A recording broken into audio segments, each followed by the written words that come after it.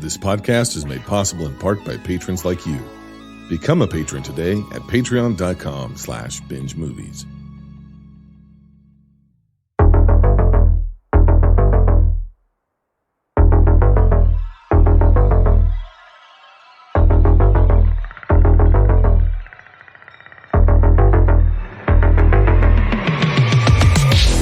Transmitting from the last video store in the universe, it's Binge Movies, episode 122.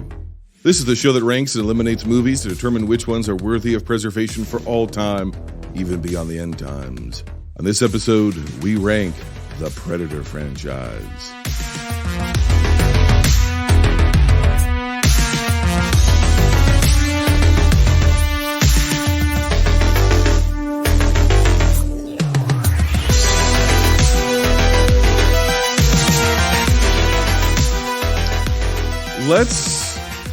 Let's vamp a little bit here, Washburn, just because I need extra time to get the baby oil applied to my body.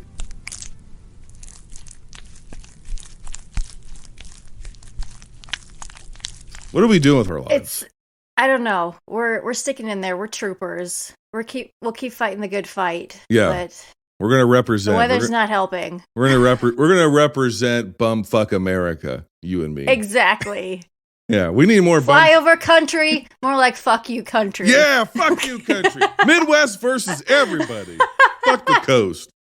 I say that, but if anybody wants to give me more access to more screeners, right, I will gladly take them. Let's get something out of the way. You're young, you're youthful, you're full of zest, you're full of life. I need to explain to you how the world used to work. Lindsay, you may not know this because you were just a mere gleam in probably your grandfather's eye at this point, but the way the internet used to work is we all had these collective memories of things that we saw on cable and VHS frequently, over and over and over again. And movies that, there'd be odd little sentences, odd little sayings here, there, and yon that it'd catch your ear, and you would, for whatever reason, personally, you'd find it funny, and you'd want to, right? It just stuck out, and you'd be like, oh, that's a weird way of reading that line, or that line's weird, or it's kind of funny. And you never knew that anybody else, that it struck their ear the same way.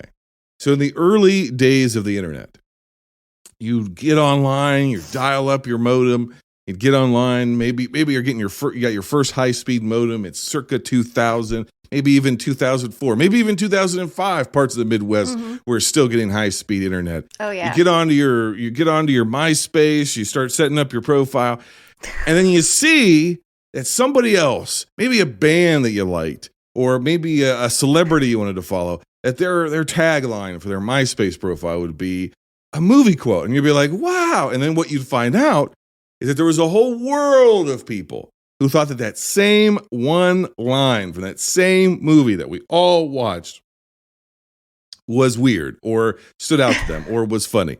That doesn't happen anymore because now everything happens concurrently with the internet. Mm-hmm. Yeah. That sense of discovery, it created the early days of, I guess, what we call memes. Memes were born from this stuff. Mm-hmm. That is not the world that we live in anymore. So here's what I want. Sadly, no. You're an actress. I want you to we got to get it all out of our system because it's been 20 goddamn years and all the jokes have been done. All the memes have been done. The metal band with the guy who was in a Christian band and tried to kill his wife. He had a whole fake band, Austrian Death Machine. It was all built around Arnold Schwarzenegger saying, get to the chopper. So let's get the fuck out of our system because I don't want to hear it once we get in the episode. Fair enough? Fair enough. So I'm going to I want you, Lindsay, to do it. I want you to do it into the microphone. Do your best Arnold Schwarzenegger. Do it now. Get to the chopper. Do it. And then I want the audience, I want you to participate in this because I want your systems purged of this dead fucking meme so that we can move on with our lives because we got serious business here. We're talking about serious business. Laser cannon bearing aliens who want autism. We got things to do here, folks. There's so much to talk about. Yeah. Okay, Lindsay, hit us with your best army. Go now! Get to the chopper! That's it. I can't do it that great. I don't get his like guttural tones because I'm a tiny woman. I can't get that. My epiglottis doesn't do that. Yeah, because he is famous for just making guttural noises that aren't even and words. Evidently it's his favorite line that he's ever given of his one-liners. That's his favorite, I guess, for some reason. He has so many great ones to choose from. Oh, I know. Yeah. But I guess that's his favorite. So can you believe how much I am in heaven? I'm like getting the feeling of coming in the gym. I'm getting the feeling of coming at home. I'm getting the feeling of coming backstage when I pump up, when I pose out in front of 5,000 people. I get the same feeling. So I'm coming day and night. I mean, it's terrific, right?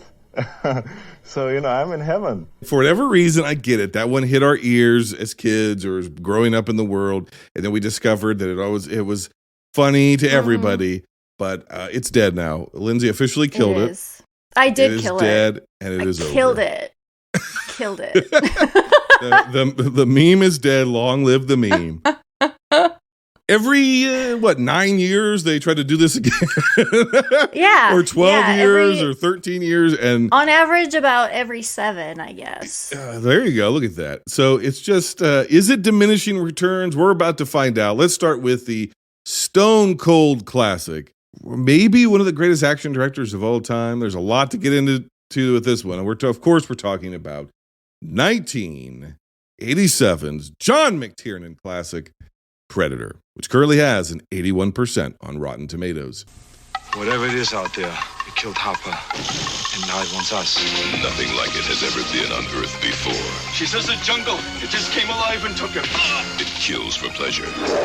He was skinned alive. It hunts for sport. It's killing us one at a time. But this time, If it bleeds, we can kill it. it's picked the wrong man to hunt. Arnold Schwarzenegger, Predator. Rated R. The hunt begins Friday, June 12th at theaters everywhere. Predator was directed by John McTiernan. It was written by first-time screenwriters Jim and John Thomas, brothers. It is the triumphant return of Carl Weathers, last seen dead in the Rocky franchise. Now he's moved from Rocky to Rocky with Arnie. I wonder if there's a little bit of fuck you energy there. I don't know. It is, of course, the triumphant return of Arnold Schwarzenegger. He's appeared 50 bajillion times. Just search our index for movies with him in it. We've got most of them. It is the triumphant return of sex offender glasses worn by Shane Black.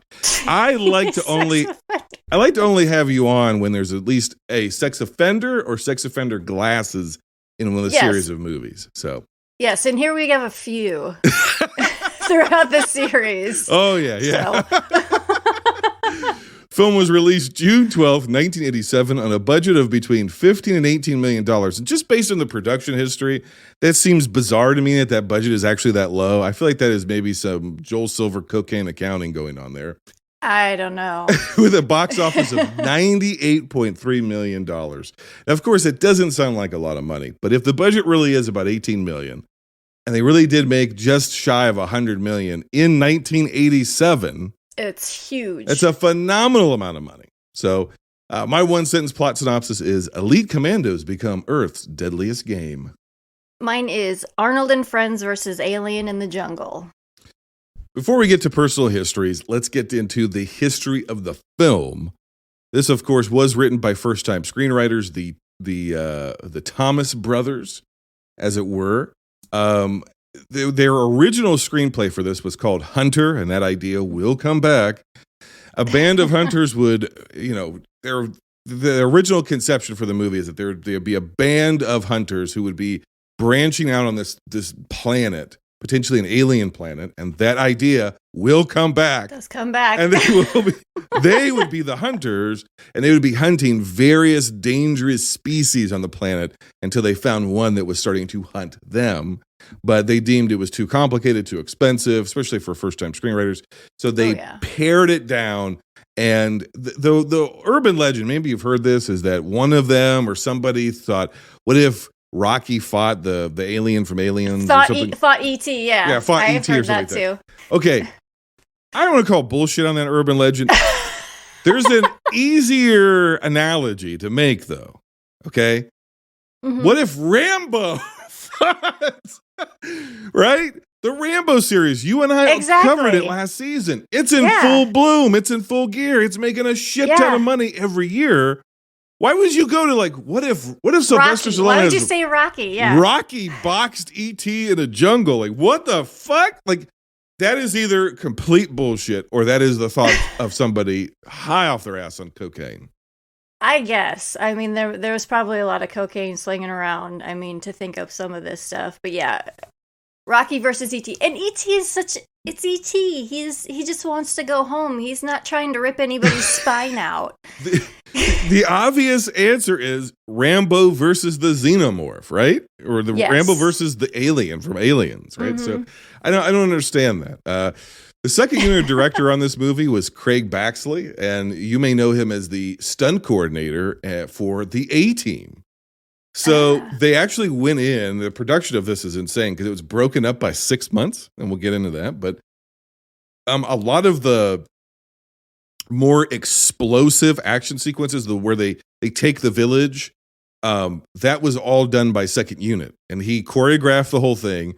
They pyroed the whole thing, and it was all done with the A-Team crew, the guys who did all the pyro for the A-Team. And John McTiernan, allegedly, when he started to get the dailies back, because he wasn't involved with that part of the shoot, threw a fit and wanted it all cut from the film because he wasn't trying to make he pitched this whole movie and he was promised that he wasn't making a big Arnold Schwarzenegger stupid action movie like Commando.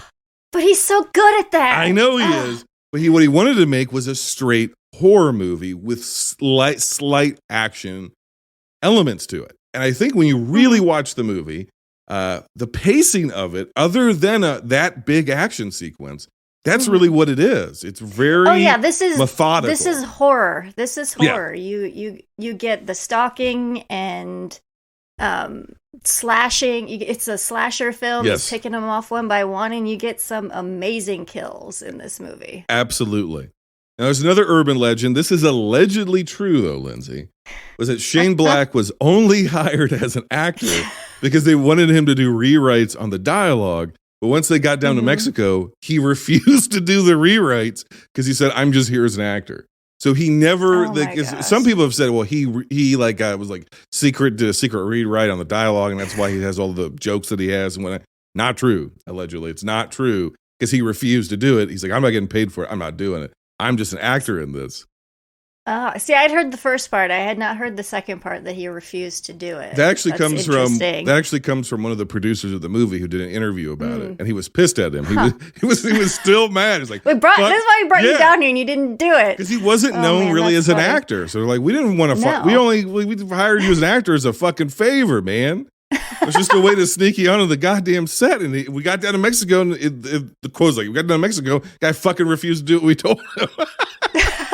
So this whole thing is crazy. That sounds like something Shane Black would do. Yes, it does. And there's worse sins that he's committed. We'll get to them. Yes. This movie was shot in Puerto Vallarta in summertime. Here's the only problem, Lindsay. It's not green in Puerto Vallarta in summertime. It's brown. It's brown. And do you know why it was shot, half of it, in Puerto Vallarta?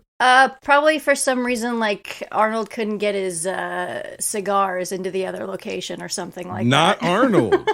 Arnold, by all accounts, was all business, was super humble, was awesome on the set. Nobody has a bad word. It was because Joel Silver had a beachfront condo in Puerto Vallarta, and John McTiernan rented one next to him. So they wanted to be by their vacation houses, even though it was completely wrong. And they eventually had to pick up the entire production and move it to a different part of Mexico because what they were doing was to film in Puerto Vallarta. They had to hire locals to work on the film. Mm-hmm. None of them had any film experience, to the point that when they were doing setting up the lights and the lighting, they were using the wrong fixtures. And during the first part of the shoot, all the lights would explode. So the guy who was like on the production crew and the second unit director, Craig Baxley, they had to call people in Australia for a crew they had worked on the previous film they had just been on, find everybody with available passports and like fly them over red eye from Australia to Mexico to be able to continue the first round of production. because it was going That's that crazy. bad. And you do know that they actually had to fly in greenery that was in potted plants, and they were setting it up behind each and every shot. God. And they had a crew that was picking up green leaves and different things like that. Yeah, well, I knew they were painting some stumps and had a lot of spray paint on sets. So there's whole stretches of this movie where everything you see was staged behind them, even though they were really in a jungle location because they planned so poorly. Damn. There's another weird little story here, which is that Arnold actually got married during this time, and he left for his honeymoon on a Friday.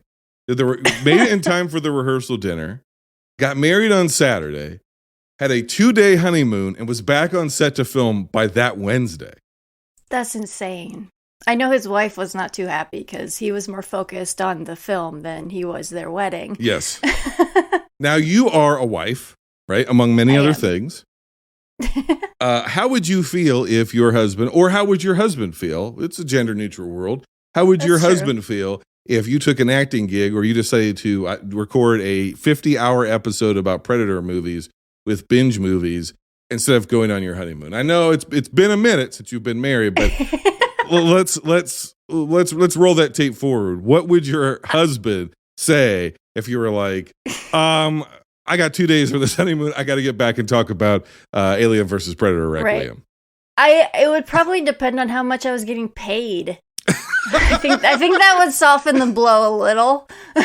I'm sure Arnold got paid quite handsomely for this film. I'm sure he did, but is that the note you want to start on your marriage? No. Like that's literally the it's foundation of your life together. Oh no, and that marriage did not end very happily. So I mean, I think that was a sign going in. Maybe, I don't know. Okay, the original production schedule for this movie was supposed to be a 56-day shoot. Okay, that's not long, especially back then. It was not a long period of time. After 48 days, less than half of the movie had been shot. So they shut down the production. And then, basically the final straw, and this is, of course, famous, is the original suit for the Predator looked like a bug. And poor Jean-Claude Van Damme. Well, I'm going to kick it over to you because Jean-Claude, you're an expert in all things Van Damme. So I'm going to kick that over to you. But they got the suit and they're like, this looks like shit. We got a handful of days left to shoot this stuff. They just shut the production down. And the studio actually was not going to finish the film. They were not going to release it. Joel Silver had to go beg for more time and more money from the studio because they were like, what the fuck is this? What are you doing? And they started, and the only thing that saved it was McTiernan basically did like a secret edit of the footage he was getting. And they showed that to the studio and they started to get the ideas like a Hail Mary, like this is what we're going for. And it was ironically the scene shot by Craig Baxley that McTiernan originally was like, fuck this, get this out of this movie. It was cut down, by the way. But it was the explosions that they were like, okay, all right, this is going to be a hit. And they gave more time and more money. Now, somewhere, there's about 5 different stories of this as to what went down. What is this, during this time, this limbo period, Jean-Claude Van Damme was fired off of this movie. Yes. What was his role? Why was he fired, Lindsay? What's the story you've heard is probably the best way to put it. I've heard a couple different reasons too, and I'm sure it's an amalgamation of all of them. Yeah. And they hired him to do it because they wanted a very lithe Predator who could do jumps and kicks and all this kind of stuff. So they got him. But the suit was so restrictive for him, the suit that was designed, this bug creature that looked like shit that John McTiernan hated. He's like, that's exactly what we are trying not to do. Yeah. He couldn't move like they wanted him to. That was the biggest reason. The one reason. Another reason that it was so hot on location and so hot in that suit that he kept passing out. Yes. He would get overheated and keep passing out. Another reason is that he found out people weren't going to be able to see his face. Right. That's allegedly another reason. And there's allegedly another reason, which is the way that they did this is the chroma key, because they needed somebody live on set or on location, but they wanted to do it's not outlet matte paintings. They were going to do inlet matte paintings, which is basically to create that refracted look, the invisibility look of the bending light around the creature. So he had to wear a red suit because typically, super red. Yeah, typically you'd be green, but everything was green. So they had to make him red to stand in contrast to the jungle. And this is another urban legend, whatever. He didn't understand why he was red. And eventually, apparently he threw a fit because he thought that the suit, basically, that was kind of, doing what we would call today motion capture. Yeah. That suit he thought that was going to be the finished product. Yeah. And allegedly he couldn't quite grasp. Yeah, he threw a fit and they tried to explain it to him and he still didn't get it, so they just fired him. There's about 3 more versions of that story. Nobody can confirm all the details, so you're probably right, right? Is that they are probably an amalgamation of all of it. He's probably a pain in the ass because he always was. Didn't get it. I love Jean-Claude Van Damme, but he could be a little bit of a diva. So yeah, he's a pain in the ass. He is. He always wants to do splits. He always wants to show off his ass. He had a nice ass for a time. He did. He was great at the splits. He's a sexy boy, but that's not the role that we were hiring him for. He wasn't here to be a beef boy. He was here to be a predator. And so instead, who do they get to replace him? Oh, I can never remember this guy's name. He's like 7'1". He was the xenomorph. It's Kevin. Yeah, the guy who plays the xenomorph. Kevin Hill? Kevin Hall? Kevin Peter Hall. Yeah, it's Kevin Peter Hall. Yeah. So Kevin Peter Hall is brought in because he had famously done the xenomorph, right? And then on top of that, Arnold's like, I just worked with this guy on The Terminator named Stan Winston. Have him design the alien. And thank God. And Stan very quickly, by the way, very little time, puts together this creature because the gap in production was about 6 months. Yeah. And before they went back to Mexico and finished the film. And when they show up for the second part of production, they have the classic Predator. This suit is up there with Creature from the Black Lagoon. Yeah, it's iconic. It is. It's so well designed and it works so well. And James Cameron had a little piece of it as well. Have you heard that story? I have not heard the story. Well, evidently, Stan Winston and James Cameron were flying somewhere. I think, I can't remember exactly where, but they were seated next to each other on a flight, and Stan is working on the design on the plane because he has so little time to work on it. And evidently, James Cameron had suggested the mandible mouth for the design. Well, that is one of the most standout, unique, awesome parts of this creature. Exactly. The climax of the movie is basically the face reveal of this monster, right? And that's what stands out to you is this sort of weird crab-like vaginal face, know, and it is perfect. It's a perfect creature.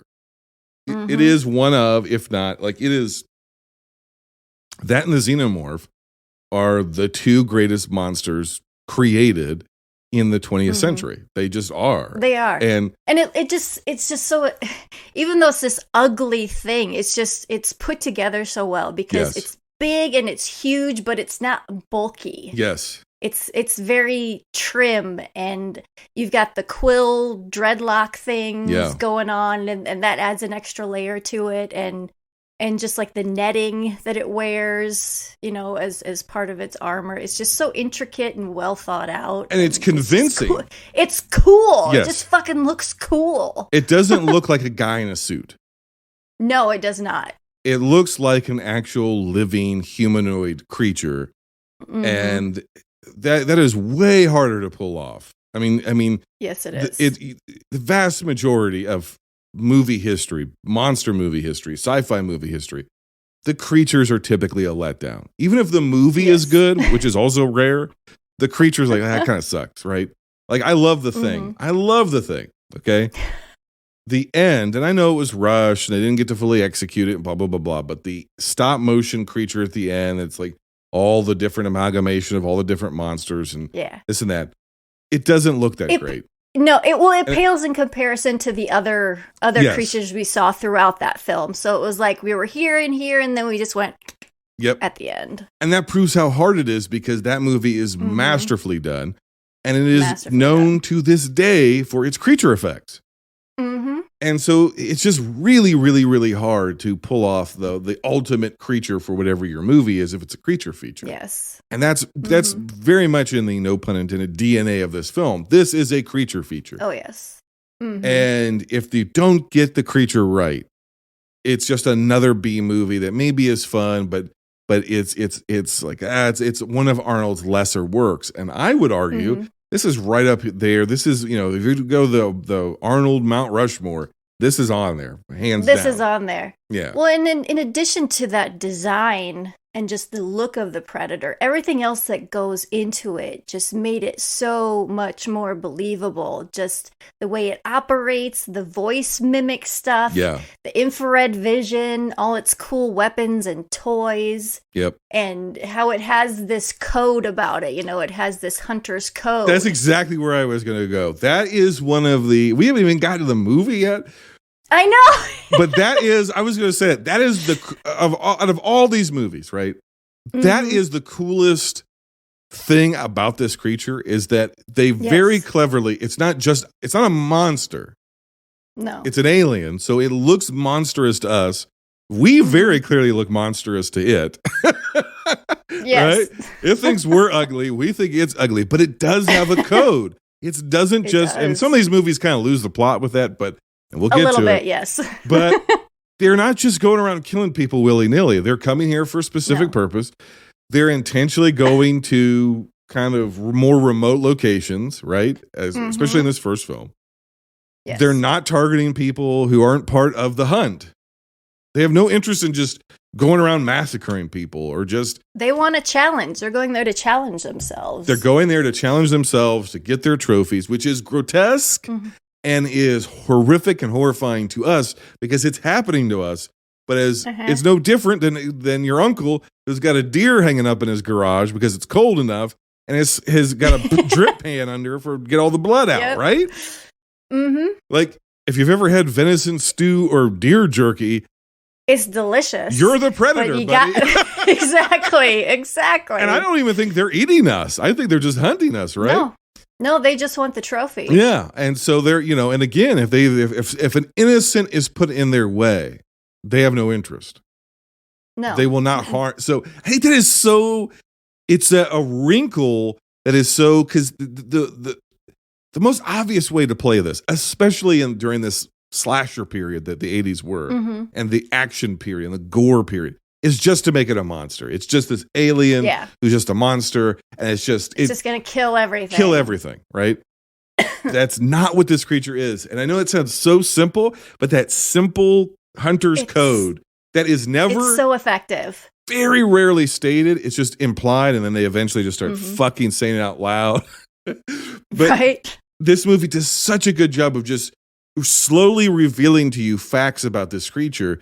Because we have to remember this is the first film. So we don't know what this predator is. We don't know the first time we're seeing it in 1987, we don't know what it looks like. We don't know what its purpose is. Why the fuck is it skinning people? Who's skinning people? What is this? That brings me to my first question. The movie opens with a shot of the spaceship. Does that opening reveal take something away from the movie? Because the rest of the movie, I'm going to break it down by time code. McTiernan is intentionally, like you said, building suspense and tension. It starts off as a grounded, semi-grounded, but semi-grounded.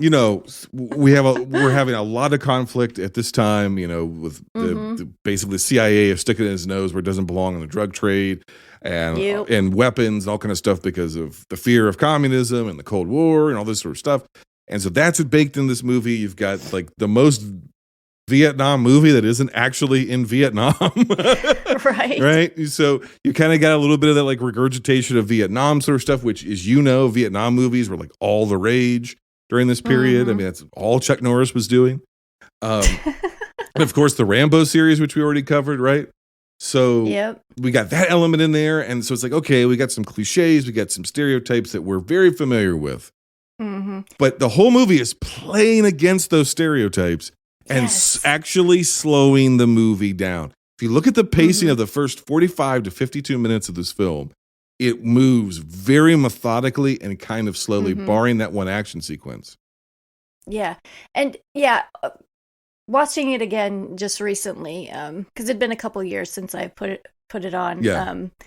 You really don't need that opening shot of the ship. It's the same thing with The Thing. Yeah. They do the same damn thing with The Thing, Yep. and that's something the studio wanted put in there, and I don't know if that's the case with this one. But it's like, it is such a better reveal, and the suspense grows more, and your mind just starts going crazy, like, what is this thing in the jungle? But you already know it's an alien because they showed you that right away. And Right. I mean, it doesn't ruin the movie by any means, but if without that shot, the introduction that we get to this creature is it sparks your curiosity so much, because first we get the infrared vision. That's, I think, is the first notion that we get of this creature. And the first time we actually see any part of the creature is its hand in the infrared. And it's like this claw. And so, okay, you're like, okay, this isn't someone with like infrared vision glasses on or anything. Yep. This is some kind of creature. And it just blows your mind. Wouldn't that have worked so much better as that's the first clue? So much better. Yeah. So much better. And I love movies like that where one kind of movie interrupts another kind of movie. Like you get that with Dusk Till Dawn. You think it's this gritty crime getaway film, then all of a sudden, holy shit, vampires. Yep. You know? And that's the same. This movie does the same thing, where it's this gritty action. It's so much testosterone pumped into this film, and then all of a sudden, it's like, holy shit, we're being hunted by an alien.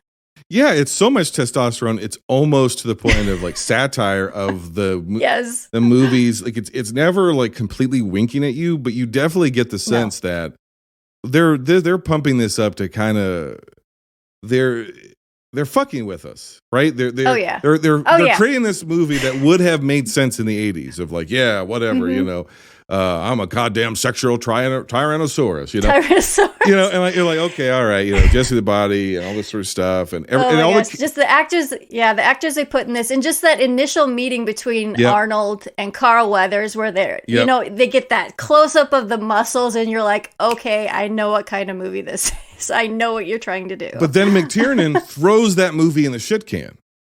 And goes, nah, that's not actually what this type of movie is. Like that got you in the door, but actually, by the time we get to like the 30-minute mark, these guys are all pissed scared. Yeah, they're all like, "What the fuck? We gotta get the fuck out of here." All that machismo is out, like, right? Because that all boils down that line where he's like, "I'm scared, Pancho," and he's like, "Bullshit! You don't fear no man." And he's like, "Ain't no man, Pancho. Ain't no man. Ain't no man." And it's like, all that testosterone, all that bravado. And the other thing, right, is like outside of that scene with the flexing biceps and Dylan, you son of a bitch. Outside of that, Arnold is playing this straight. He's not doing Commando here. He's not doing that was the biggest movie he was just coming off of. Everybody else, their acting is kind of up here. They're overacting. We got fucking, Bill Duke shaving himself. I'm going to bleed you. I'm going to stick you. Like even before he goes crazy, he's crazy. Right? Arnold's not doing it. Arnold is like sedate. Arnold almost seems like a real person. We get some bombastic stuff. The biggest bombastic thing in this movie is the score, Alan Silvestri's score. And it's so great. It's great, but I almost feel at times it like crowds out the movie. Because the score is, and I don't know, I would love to test this, to watch the movie and watch it almost on mute. Because if you really watch it, you watch how the camera racks and tracks through the jungle. It moves very slowly, just like you would if you were an infiltration unit moving through the jungle. But the score, like these guys are like crawling on their bellies very slowly, and the score's like, and it's like, it's like this weird juxtaposition of like high bombastic action score with them not doing a whole lot. And I'm like, I think it works. But at the same time, it's like, I think it gives the movie like a verve that maybe audience would have been bored because there's not much happening until about the halfway mark of the film.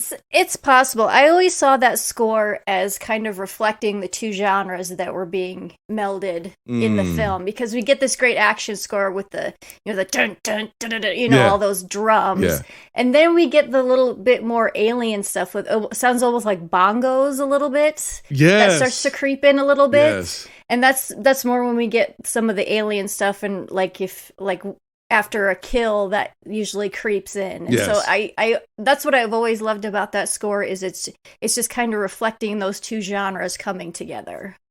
That's a very good point. Now I have a couple of questions for you because just right there with your salient point, you make a lot of salient points, Lindsay. Dutch claims that his team are a rescue team and not mercenaries. But everything about this team screams mercenaries. Heavy operators. You have a fucking minigun detached from a goddamn helicopter, and you're traipsing through the jungle as a stealth infiltration unit with a fucking minigun, right?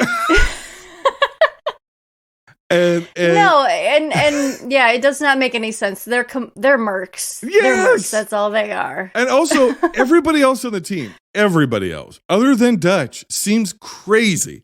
They seem like psychopaths. They're all fucking nuts. So, but that's what I love. Another thing I love about this movie is each one of them has their own shtick, their own thing. They're all not necessarily 3-dimensional, but they're not just stock. They're not just stock tough guys. Yeah. They all have their own thing and their own attitude, and like Sonny Ladman is just great. I love him in this movie. They had to hire a bodyguard to protect other people from him. To protect the crew and the cast from him because he was that crazy. Yeah. Yeah, he was notorious for being a deeply violent, problematic man. But he sells it so well on camera that he's just got this quiet menace about him. Yes. Another great movie with him where he plays a character like that is Best of the Best 2. If you haven't seen that movie, go check it out. Is Eric Roberts even in that one? Yes, and he's wearing extreme deep V t-shirts for some reason. Deep V, yeah, we got to bring that back. This now, everybody of course talks about all the different things and the memes and this and that from this. The one that doesn't that always hits my ear is like, I don't even think that's a real phrase. Is when I think it might be Poncho's like, strap this on your sore ass, Blaine. Yeah. What the fuck does that mean? Why would you strap a machine gun onto your sore ass? He doesn't say like shove it up your ass or stick it up your ass or fuck you in the ass. He says, strap this on your sore ass. Yeah, it doesn't make any sense. It's never made any sense.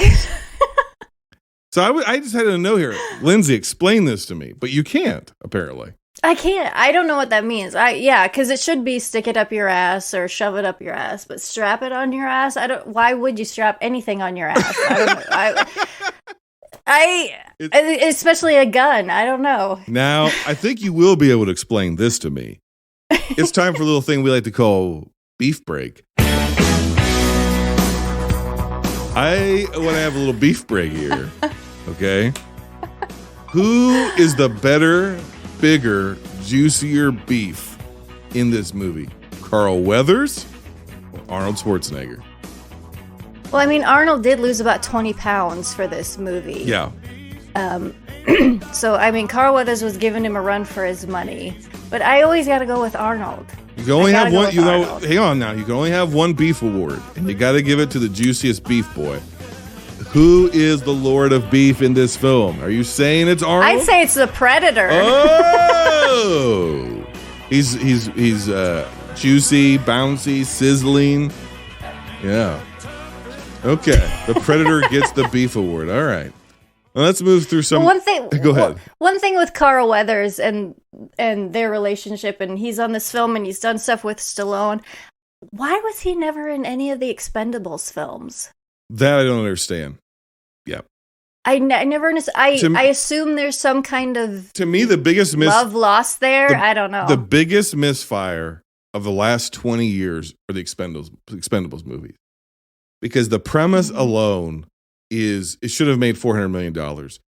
It should have. If you have written a halfway decent script without an ounce of cleverness to it and put some actual money behind it instead of weird laundered Russian money, it would have been I mean, come on, nobody's talking about this, but the Russians are laundering dirty money into these fake production companies to make movies. Like, that's what's happening. So I don't know why nobody says anything. Probably because they'll kill you. But right. But it's just it's like it's such a misfire, such a miss. But we got some misfires in this series. I guess I can't go on my rant. I can't go on my rant. The thing I love about this movie is it does have its one-liners beyond the memes. It has phrases like "time to get old painless" out of the bag. Yes. One of my all-time favorite, and I say it to my one friend in particular all the time, no matter what he's doing, I say to him, "You ghost us, motherfucker." No matter what is happening, I will randomly text him that. He is a doctor, and he is at the hospital working hospice care. And I will text him, "You ghost us, motherfucker. Do it again, and I'll bleed you real slow." Real slow. Quiet like. Just the cadence he says that in is just great. I'll bleed you really quiet and leave you here. Got that? Yeah, of course. Yeah, there's so many great one-liners. I've always liked "stick around" just because it's so simple and stupid. It's the dumbest one in the movie, right? It's the dumbest one. It's very much like that's like a typical Arnold for this era. Yeah. Son of a bitch is dug in like an Alabama tick. Of course, I ain't got time to bleed. Oh yeah. And honestly, what makes that, and nobody ever points this out, is the other guy's response. When he's like, "Hey, Blaine, you're bleeding," and he's like, "I ain't got time to bleed." The other guy just looks at him and goes, "Oh, okay." You got time to duck? Yeah. But it's just like, okay. Like this guy's crazy. And that's what sells the line. And he's like, "Yeah, well, you got time to duck." It's the response. And that is what makes this movie, in its goofier parts and its more traditional 80s action parts, such a strong movie. Like you were saying, is they are kind of these one-dimensional characters, but there's enough cleverness. There's so much personality within it. That they play off of each other. They feel like a real unit of guys, and of course they were forced to do like real unit training, and for a few weeks in the real jungle, and they all got sick and had diarrhea, and that was famous. They all got horribly ill on this movie, and were like lifting and trying to gain mass while at the same time they were losing weight from the heat and from like not being able to like keep a meal in. So it's crazy. This is one of the movies where Arnold brought his world famous gym, which is now what The Rock does, where he just would ship a gym to wherever in the world he was. This is one of the first times Arnold does that. Rock has his Iron Paradise. He got the idea from Predator. But it's like we were saying, you build these guys, you build the facade, you play into all of the Reagan era machismo stereotypes, right? Yes. Bigger, badder, faster machismo, baby oil, guns, machine guns, and it's all worthless. They're all just firing into the jungle. The minigun is going off, and it's supposed to be this badass scene, and they don't hit a goddamn thing. They got They don't hit shit. They don't hit shit. They empty an entire fucking minigun, and it's like there's a little bit of blood on a leaf.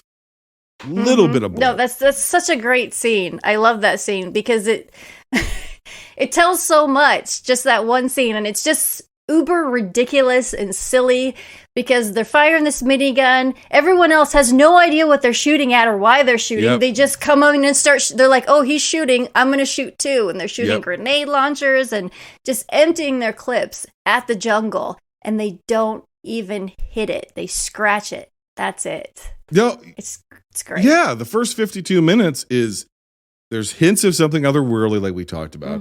They attack the camp. Arnie deadlifts a truck bomb. We have incredible explosions. It's all A-Team shit, which makes perfect sense now. It is. incredible explosions, squibs out the wazoo. You got long burn fire stunts. All of it's being done by the dozens. There's dozens of people on fire doing long burn stunts.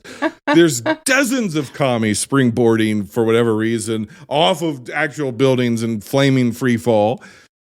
And all of that leads up to their masculinity is completely ineffectual. They're up against something that does not give a shit about your politics. They're up against something that doesn't give a shit about how much you bench, how big your gun is. They're up against something. And that's when you really look at the movie, even though it doesn't beat you over the head with it. It does it in such a subtle way. It's one of those things where your brain picks up on it. And you're like, oh, this is something different. And this movie has that like something different quality about it.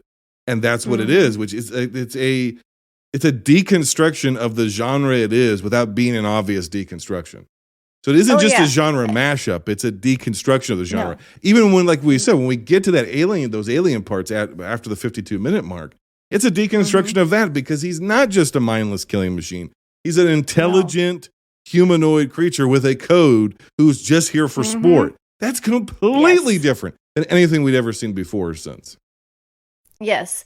And I love in talking about with that deconstruction, because by the end, his muscles, his gut, he's stripped of all that. Yep. None of that has worked. He's stripped of all that. And all he has is his smarts, his thinking. He's got to outwit this creature. And so by the end, they've got it where the roles have essentially flip-flopped because now Arnold is hunting the predator. Yep. And we get some of those same scenes that the humans went through against the predator, that the predator is going through against this human. There's that scene where he's firing wildly into the jungle and he's trying to sneak around, but he can't see his enemy. And that's just done so well. And it elevates this even more above just an action sci-fi film.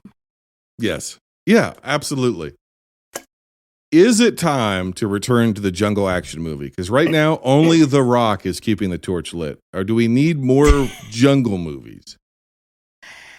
I would love a jungle action movie that isn't like 85% CGI. You know?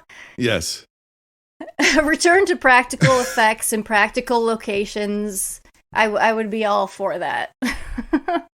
Yeah, the deaths when the deaths do come in this film, they come fast and furious. 42-minute mark, Shane Black gets killed. Allegedly, the same producer that was like, "Fuck that guy, we brought him down here to do rewrites," said that fuck him, let's kill him. They rewrote it to where he died first. So they kill him, and then they kill him, and it reveals the invisibility. He just gets dragged away. Right. 47-minute mark, Jesse Ventura gets a chest burst of another sort. That's so gnarly. I love it. It's very gnarly. Question for you. Are Blaine and Mac lovers? I think so. They're friends. But who knows what happens, like, you know, in the deserts of Afghanistan. Yeah. Things happen. You never I don't know. I understand they're friends. They're war buddies. They've been through hell together. They've survived. There always seemed to be something homoerotic about the relationship, though. It's very possible. I mean, because that very sentimental music comes in. Like Not Quite when Taps. Mac's thinking about it. Yeah. Not Quite Taps. And he's sitting there having a conversation with him. Yeah. And it's a very poignant moment. So, I mean, obviously this guy meant a little bit more than the others did to him. Yep. To say the least. Yeah. 52 minutes, we get the fake out boar attack. And Poncho gets log jammed. And it's an hour and 7 minutes into the movie before we get the full reveal of the predator. Mac goes nuts, gets his head blown up. Dylan immediately gets his arm blown off. Oh, man. And then we cut to Billy dumping perfectly good weapons and self-mutilating himself on a log, which never made any sense to me. And I think, like, the one critique you could kind of have is he's definitely being presented. Billy is definitely being presented as like the noble Native American cliche who's like, I can sense track and I can do all this sort of stuff. And he's like, oh, you know, I'm a true warrior kind of shit. But it was always dumb to me of him just offloading everything. And because at this point they've Have they figured out at this point? Because has Arnold kicked the gun out of her hand yet, or is that after Billy's dead? It's after Okay, that. So I'm about to say, but I think Sonny Ladman's character, he understands what this thing is way before anybody else does. And so I think to him, he's like, I'm not going to go out trying to run away. This guy is a warrior. I'm going to present my warrior self to him and die an honorable death, I guess. So you think it's more of like he knows he's going to die? Yes. I see. Well, he does have the line of like, we're all going to die here, Pancho. So maybe he does. Yeah, I think he knows. And he knew way before anybody else did that there's something otherworldly after them. What always blows my mind is every time I fire this movie up, and I watch it frequently, Arnold is, when you think about the movie, you think about it as Arnold alone in the jungle fighting the Predator. It's only the last 20 minutes of the movie that happens. No, this is an ensemble film. Yeah. It's not an Arnold film, it's an ensemble film because like you said, it's a dialed back performance for him. Yeah. He doesn't take the lead. He doesn't have the lead personality, because that's another thing with Arnold films is he's just this over the top imposing personality figure, not just physically, but just what he does and how he does it. And in this film, he takes not a back seat, but just like the passenger seat. Yeah. In some of the stuff. And I think that makes it work even better. Do you have a preference? Do you prefer the lead up, the more 80s action portion? Do you prefer after that 52-minute where it goes monster movie? Do you prefer the last 20 minutes where it's, mono-y alien? Which do you have a preference for what part of the movie you think works the best? I think it all works great, and I love all of it. This is one of my favorite Arnold films. Yeah. And one of my favorite action movies, action sci-fi. I think where this movie really works the best is that middle part, where they're trying to figure out what they're up against and trying to figure out how they can protect themselves, how they can be on the attack instead of the defensive, and just them figuring out what's going on. I think is the meat of the story. To me, but it's all great. Yeah, it is. It is all great. What separates this from 10 million other B movies, and especially all the ones that would come in its wake, all of the guys in the woods, Deadly Prey, and all this other sort of stuff. There are like Rambo ripoffs and Predator ripoffs, and who's the guy that made all the Predator ripoffs? And Don Dohler. Don Dohler. There we go. I knew you would know. Is stuff like this. There's a one shot. It's of Arnie. He's army crawling down towards the hostile camp. And the camera is looking down over him, down into the valley. And it just follows him. It's an unedited one shot, and it follows him down this hill, down this ravine, and the camera's changing its slope and changing angle, and eventually comes down and around him and up over his shoulder, so that as he's looking over a log down into this camp, the camera's coming up just before him. And it's stuff like that. There's so many great tracking shots. The camera moves so fluidly, which I don't even know how the hell they did that with these big bulky cameras in a real jungle with the heat and the humidity, and you have real people are carrying this equipment through real jungle. Yeah. But it's the creative camera angles. It's the choices to show us things, to communicate to us visually. We learn so much about the Predator just by watching it in insert shots. A quick shot of it doing something in a movie lets our brain make the connections, lets our mind figure it out. So it feels smarter because of that, because it's not force feeding us information like almost all of these fucking sequels do. They just like spell it out for you. This one doesn't, and it's so much more interesting and so much more satisfying. And it goes into direction, and apparently second unit direction. Yes, that it's the filmmaking that separates this from all the other B movies, action or horror of the era. No, I love John McTiernan. He directs action so well because he's delicate with it in the way that he does it. And just recently I popped in Die Hard a couple months ago around Christmas time, like I always do. And just those opening shots when the terrorists are coming into the building and getting into their areas they need to, everything is just so choreographed and the camera moves with them and it's just done so well. And he does that in this movie too. And God, he directs action so fucking well. He's just so good at it. So it's so smooth and so and that's what separates this from so many other movies, including every other movie in this franchise, which is why, for me, it is, of course, the number one movie. It's the best of the best, and it is, to me, a 9 out of 10. What's your score? Where would you rank this for the week? Oh, it's definitely number one. Yeah. I mean, I think that was a given going in that that this is the best. We spent an hour talking about only this movie. I know. So yes. And I've got other notes of other things that I wrote down. Same. But I mean, so much has been said about this movie already because it is so great and it's got so many great things in it to talk about, and it's a fun movie to talk about and watch. But yeah, it's my number one, 9 out of 10. It's fucking awesome. It's Predator. So it is being added to the guest list and the short list, which makes everything else we're about to talk about probably moot towards the end of the season. But we got to talk about like 15 more of these movies. So let's keep it moving. Right? Let's talk about a movie I used to absolutely adore. Does it still hold up?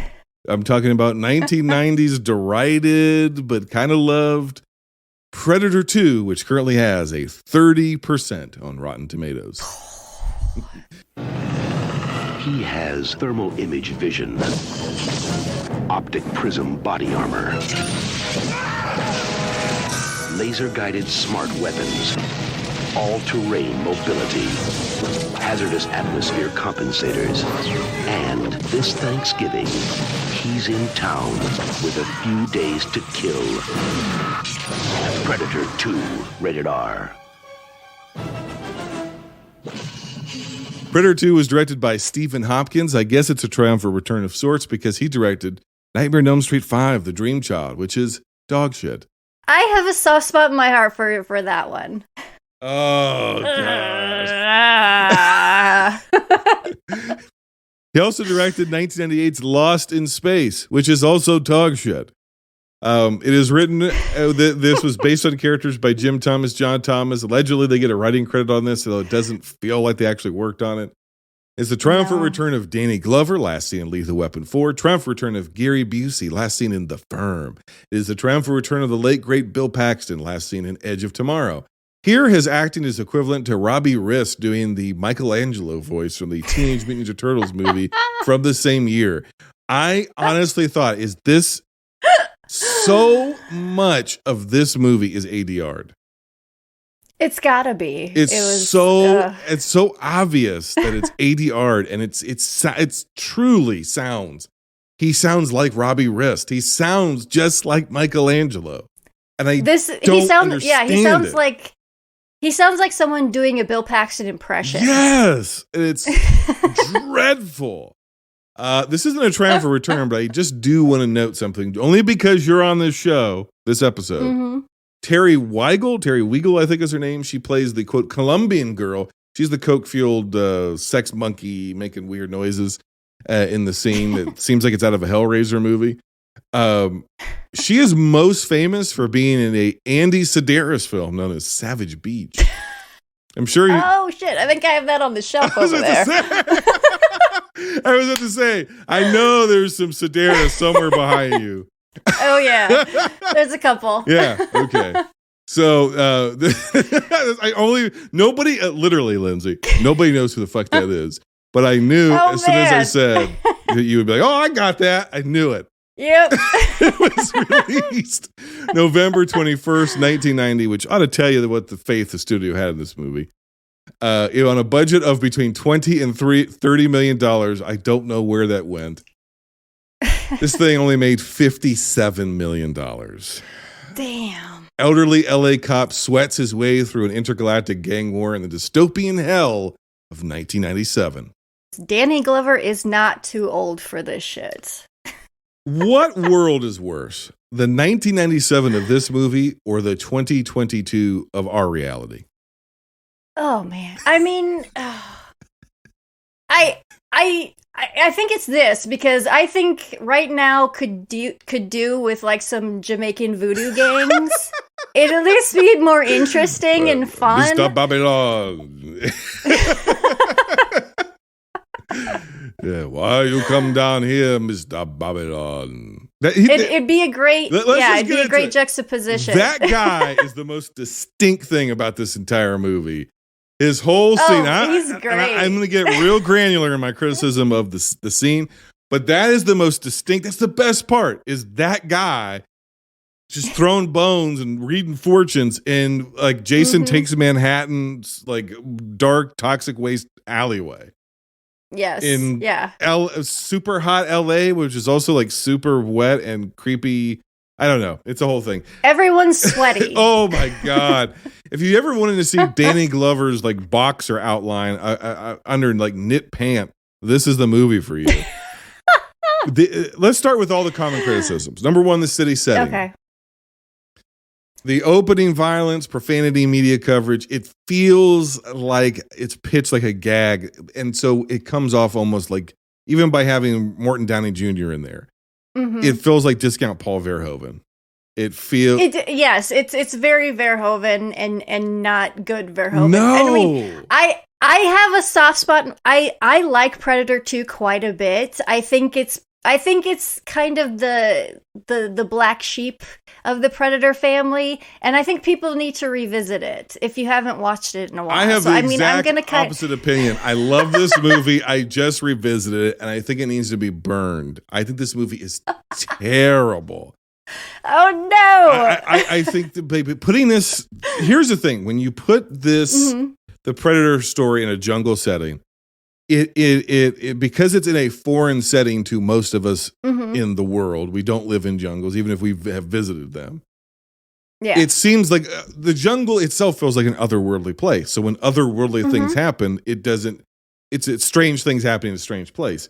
When you have all of this goofy horseshit happening, and it's pitched in a goofy horseshit way, happening in this goofy horseshit setting that's also supposed to be the real world, it all just starts to feel goofy. And you say Danny Glover's not too old for this shit. I think he's way too old for this. This guy, and I understand he's not. I don't want Arnold 2.0. I don't mind. Okay, well, you know, the urban jungle, right? Okay, I get it. But I don't mind it being a cop or this or that. And I like Danny Glover. He's not doing his best work here. When he has to do some action sequences and it's not his stunt double, it doesn't look right. He can't run. He can barely walk. It just looks bad. The first 9 minutes of this movie is just a hail of gunfire, explosions, grime, and madness. And it feels like I love it. It's so loud and stupid. And it's like a vulgar... And I mean that like in the intellectual sense. I mean that in the academic sense. This movie is vulgar. It is just gratuitous. It doesn't know whether or not it wants to be Verhoeven, because Verhoeven's gratuitous, but he's saying something. Yes. He's gratuitous to the point of absurdity, to the point of laughter, to the point of black comedy, to make a commentary. Usually he's taking the piss out of America and being like, you guys are fucked up. Right. This is none of that.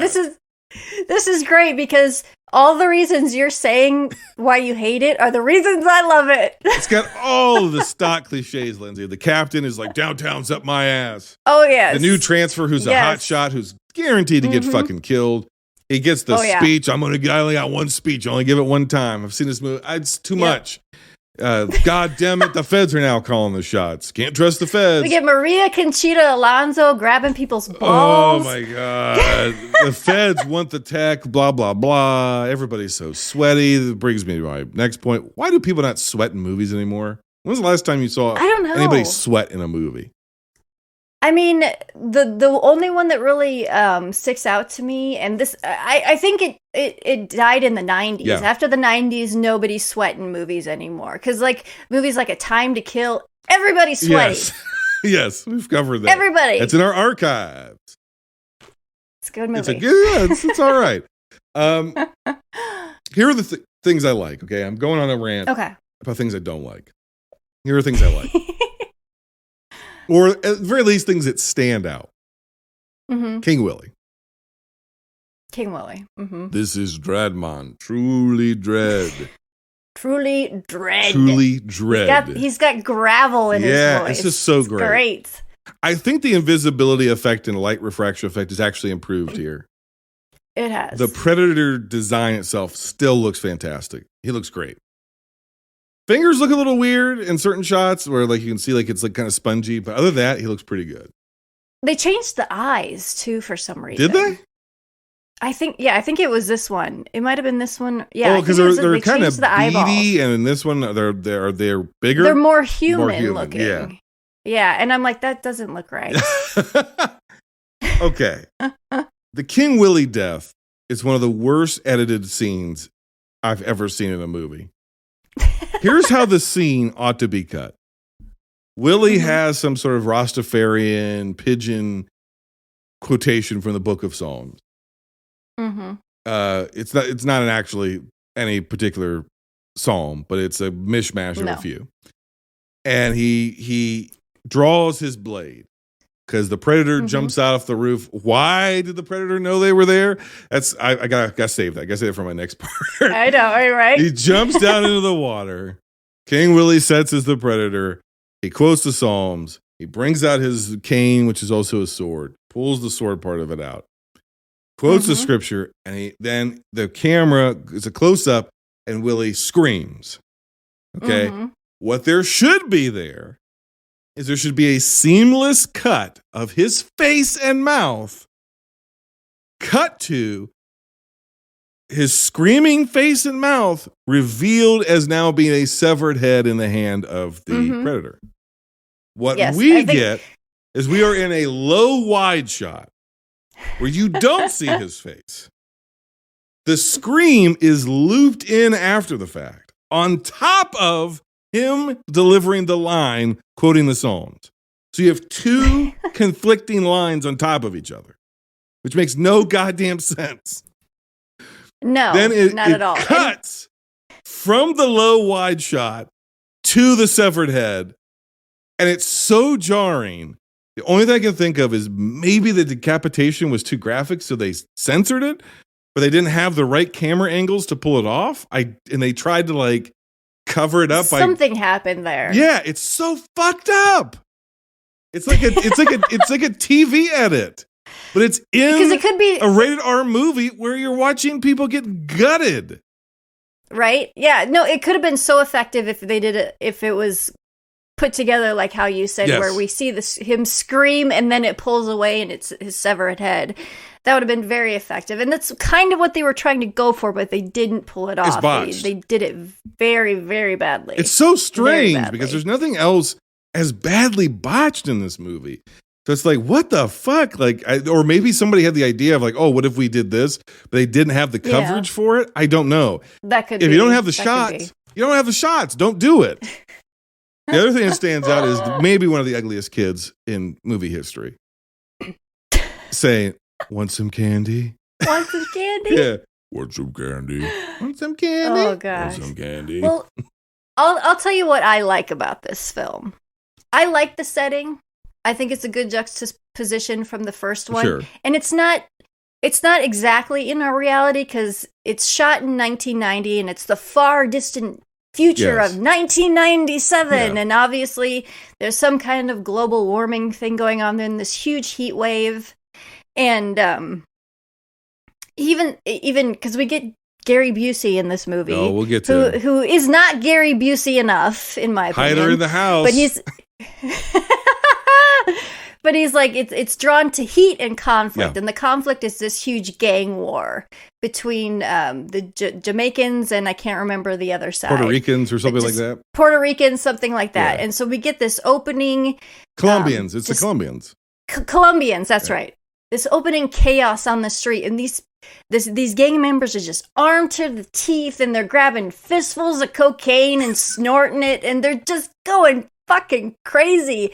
And it's pretty much with the secondary dialogue you get that this is happening all over the city because the specialized unit that they want to bring in, they're busy fighting some other war on the street, like 10 blocks away or something. So we get Danny Glover coming in to save the day because he's this hot shot and he won't listen to rules and he's kind of he's a maverick, you know. And he drives his doorless car in there and fucks him up to save the people and all this stuff. Yes, Danny Glover does this. And this is where, so the Predator went there because of these gang wars. Yeah, and the heat. So he and the heat, and he's watching this unfold because he wants to hunt these gang members. But then he sees Danny Glover, how awesome he is, you know? And that's why he gloms on to Danny Glover. I mean, I don't think that's sold very well or anything like that. No. That's just the reason that he starts following Danny Glover is because he sees him at this shootout. But Lindsay, my friend, somehow the movie tells us that the Predator keeps looping itself back around to the meat packing industry or part of town. Yeah. And it's going into this meat packing plant and it's got a taste for beef and it's feeding there, right? And then it goes out on its hunts or whatever. Yeah. How in the fuck is it tracking Danny Glover? That's the big... there's no reason. This thing teleports to different places. It teleports into whatever scene it needs to be in to do the kill. Exactly. At some point, it locks on to Danny Glover. I'm with you. I follow the logic. Yeah, it sees him do all this cowboy bullshit. And it's like, well, if I'm hunting these guys and he's taking them down himself, he's the superior prey. He's the superior game. Yeah. I'm going to hunt this guy. Got it. No problem. I'm with you. Okay. Then he fucking disappears. He stops tracking Danny Glover. It made sense when you're in a confined jungle space. Yes. It doesn't make sense when you're in an entire city of people.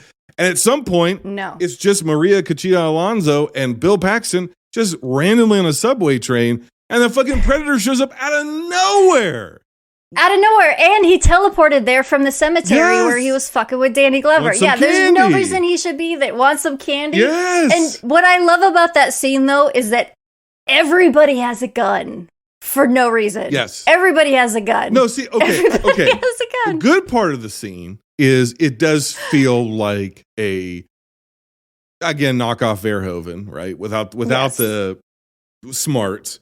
But yeah, everybody on the train has a gun. I mean, this whole movie is basically a white panic movie. In the early 90s, no, seriously, in the early 90s, if you remember, white people were just so terrified of minorities in LA in particular.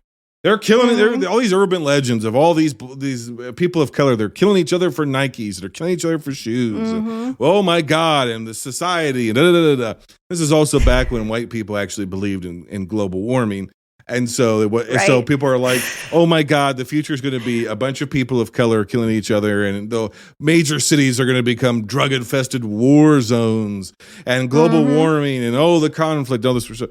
There's a lot of movies like this or have that kind of idea in their head, late 80s, early 90s. This is one of them. Yes. So if I ignore kind of the patently racially motivated undertones of this movie, if I ignore that, okay, fine. You have to do a better job explaining to me how this thing is tracking them throughout the city. Yeah. Why is it jumping from, it's fucking with him by giving him his best friends, giving him a trophy, be like, hey, I killed your buddy, right? It's fucking with him, try to lure him where? Because then he magically teleports there, and then all these people have guns, and I get that, and it could be funny, and it could be clever, and it could be smart, and it's not a badly done scene where it's in the dark, and everybody's panicking, and there's flashes of gunfire and whatnot. Again, decent scene. It stands out. I'd put it in the plus column, but then it fucking falls apart. Here's where it falls apart.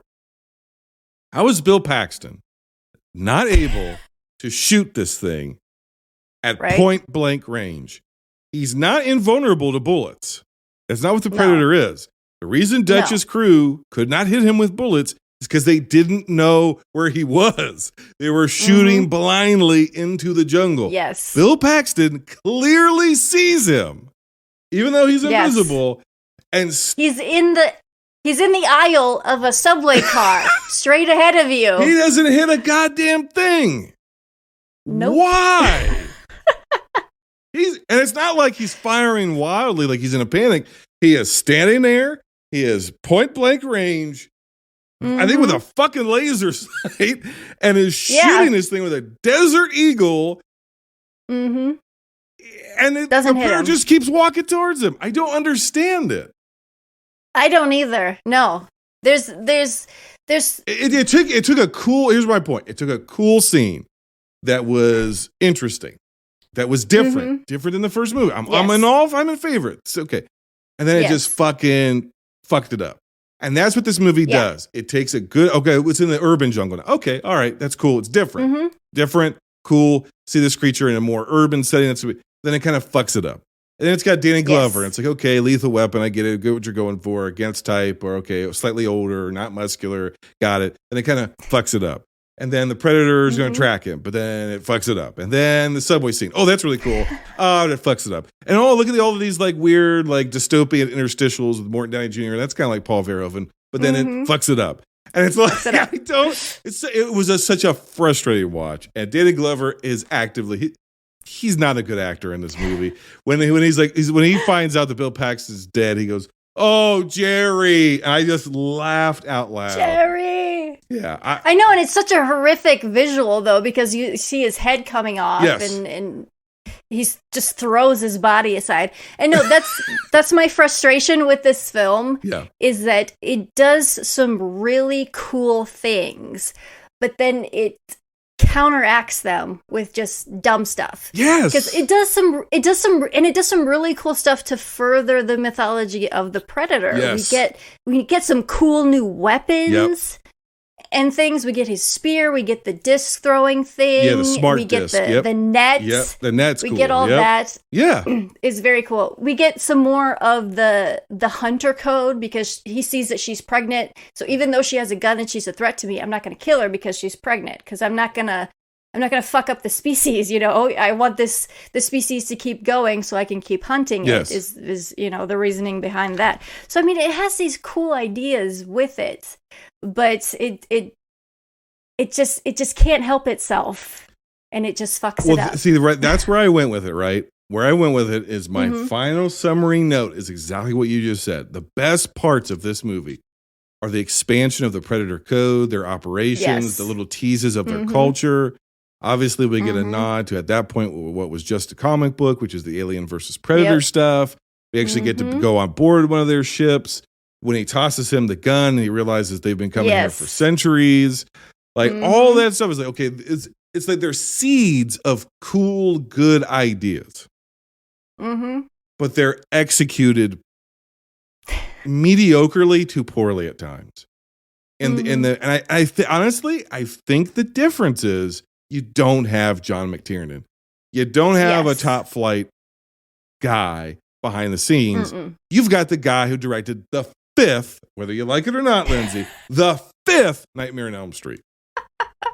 You see what I'm saying?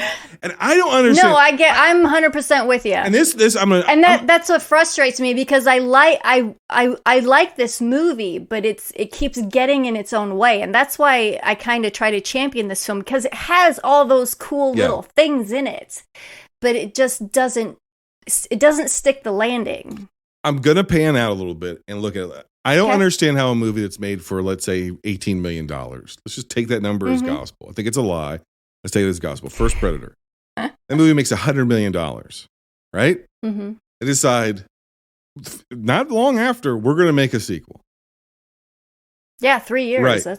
So this thing went into production pretty quick, right? Because it came out 3 years later. So, it probably took, a year or two to make, from pre-production all the way through. So they up the budget, right? So now it's between $20 and $30 million. Okay, so let's say it's double the budget. Okay, that's fine. You double the budget of the movie. Now, a lot of that's going to go into location costs, because they really filmed it in Los Angeles, and that's going to eat up a bunch of your money. How do you go from John McTiernan to Stephen Hopkins? I think the biggest reason that we have this huge drop-off is because Arnold didn't want to come back.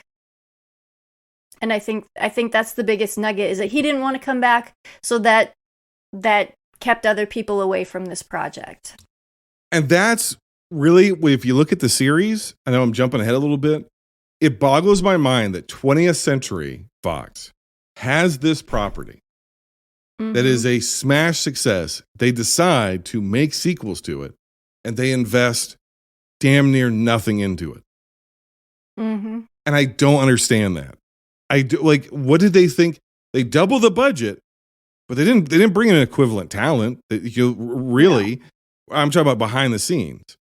Yeah. So why the fuck even make it? Like, I don't. It's like they set out to make a flop, which is what this movie is. It's a flop. Yeah. They made a flop that again, like you're saying, even though you like the movie and you're a defender of it, it gets in its own way. You bring in a competent director, you work behind the scenes a little bit, then you have something that's not going to be as good as the original, but doesn't get in its own way, doesn't fuck its own trajectory up. I just don't get it. I don't get why, like, 20th Century Fox, they did the same thing with the Alien franchise. Yes, they did. Around this same time, the production for Alien 3. You're coming off of goddamn Aliens, man. Like, this movie made all the money in the world, was critically, praised. And we're like, right. We're going to make a movie on a planet of wood. Like, what the fuck who was in charge of the studio? These are studio decisions where you have two of the greatest monsters in movie history. You own both of them. Yeah. You can't make a good movie to save your fucking life after you've done it. I don't get it. I understand if James Cameron doesn't want to come back. I understand if Arnold doesn't want to come back. They know the formula that works, and they just they either try to replicate that badly, yes, or they try to go in a completely new direction, but people don't want to see that. I don't know. I think they're stuck between those two ends of the spectrum where, okay, do we do what we've already done because it worked so well, or do we push this in a new direction and new ways, but people aren't familiar with that. I don't know. I think they don't know what to do. But they don't know how to please everybody. Step one, bring in actual talent. Yes. Bring in a talented director. David Fincher, he's good. Yes. He's good. Yeah, but he is good. They brought in David Fincher, and they took the fucking movie away from him. That's true. That's very true. Right? They didn't let him actually direct anything. And here's the other thing. At that point, he'd only been directing music videos and this and that. So he's very not true. The David Fincher we know today. That we know today. But you get a guy who does have talent, and you can't stay out of his way. And that's just like this movie can't stay out of its own way. It's 20th Century Fox, which is now owned by the Walt Disney Corporation, could not stay out of its own way. They just they doubled the budget, didn't double the quality of any of the behind the scenes stuff. And they just shot this movie in the foot from the word go. And I think that, as much as I'm like, okay, Dan Glover's not that good, and they fucking botched the King Willie death and this, that, whatever. Ultimately, I think this movie fails, in my opinion, more than it succeeds because of the studio. I would agree. And I enjoy it, like I said, because of the Predator mythology that they expand upon. Yep. They have some great set pieces. That apartment, yes, the penthouse apartment. And when they walk in and all the bodies are hanging down, it just looks fucking amazing. You get the Predator on top of that building with the lightning. I don't know why he gets struck by lightning because it looks for cool. some reason. Yeah, because it looks fucking cool. But it's such a great image. There's a lot of great visuals in this movie, and I think that's why I'm so drawn to it. And there's a lot of people that don't like it at all. But I don't know. It's so gritty and grimy and dirty, and I just love that about it. I love it. I went into this being like, okay, I like this movie. This is a good movie. I had this one. I didn't own Predator. I went out and bought Predator 2. I was like, yeah, Predator 2. Yeah. When I was younger, I liked Predator 2 more than I liked Predator. I was like, yeah, Predator 2. That's the better movie. So I knew it wasn't by this point in my life. Yeah. I've been doing this long enough, right? So I'm like, it's not whatever. But I didn't go into it being like, this movie's going to be terrible. I thought it's going to be not as good, but I'm still really going to like it. And instead, I'm walking away with a 5 out of 10 for this thing. And yet somehow still it's my number 3 for the week. It's my number 2. Oh, no. It's your number 2. Number 2. What do you give it out of 10? And I mean, my ranking doesn't really fit with my number out of 10. Yeah. I give this one about a 6 out of 10. Well, that just shows like you're being objective, but you're also saying I am being I've objective. got a soft spot for it. Yeah.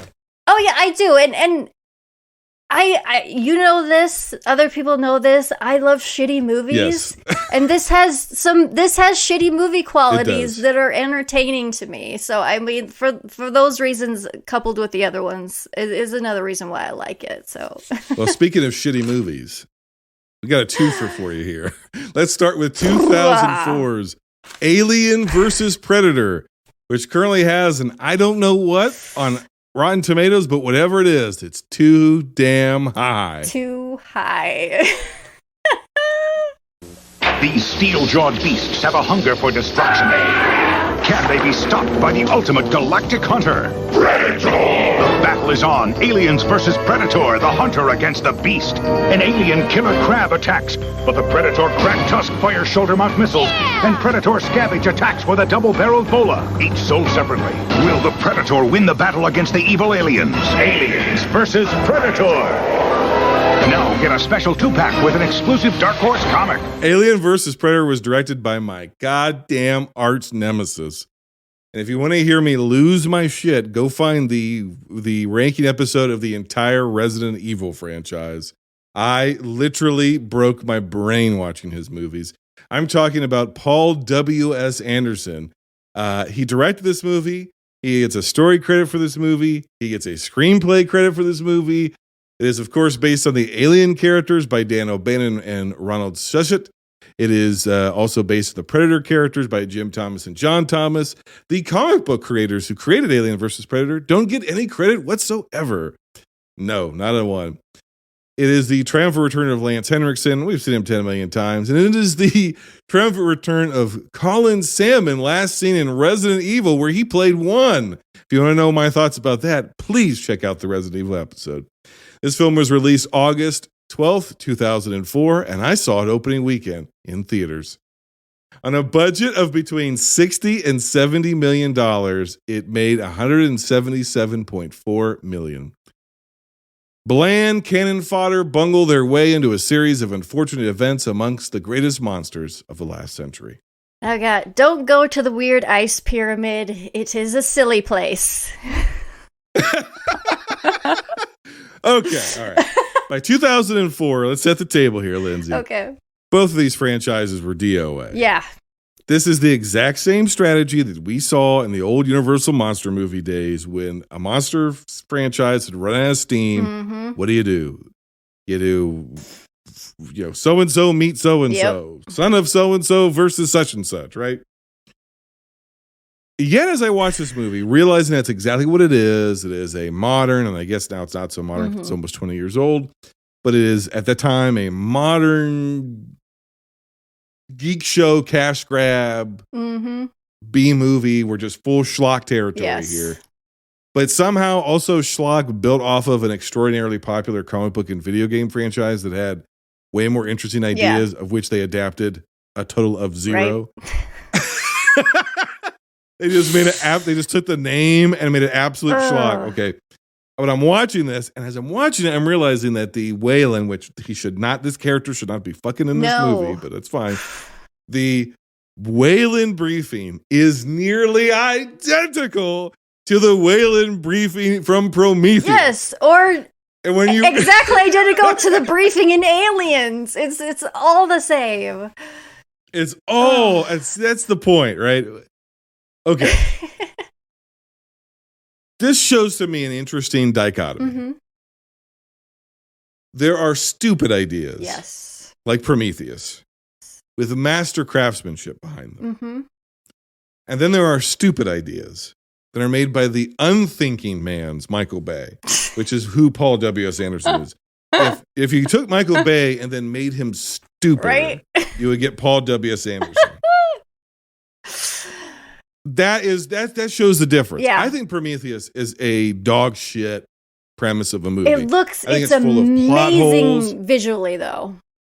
But it's gorgeous. You cannot deny that this is a top tier directed, produced production design, special effects, cinematography. It is a AAA title. Yes. It is a great big budget movie on that level. It just shows the difference between stupid things in the hands of extraordinarily talented people with some money, and stupid things in the hands of stupid people with less money. Yeah. You end up with this movie. A movie.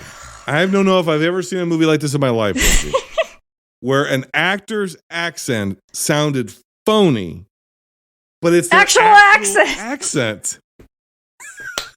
Raul Bava or Bova is actually Italian. Yes. And it sounds like the phoniest fucking Italian accent I've ever heard in my life. Oh my God. It's like somebody from Germany trying to be Italian. I thought for sure this guy was from the Ukraine. And I had to Google it. I'm like, who the fuck is this? What is this accent? He's from Italy. I've never seen it like that in my life.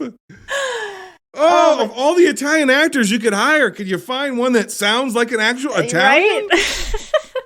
Jesus. Oh my God. No, and there's so many.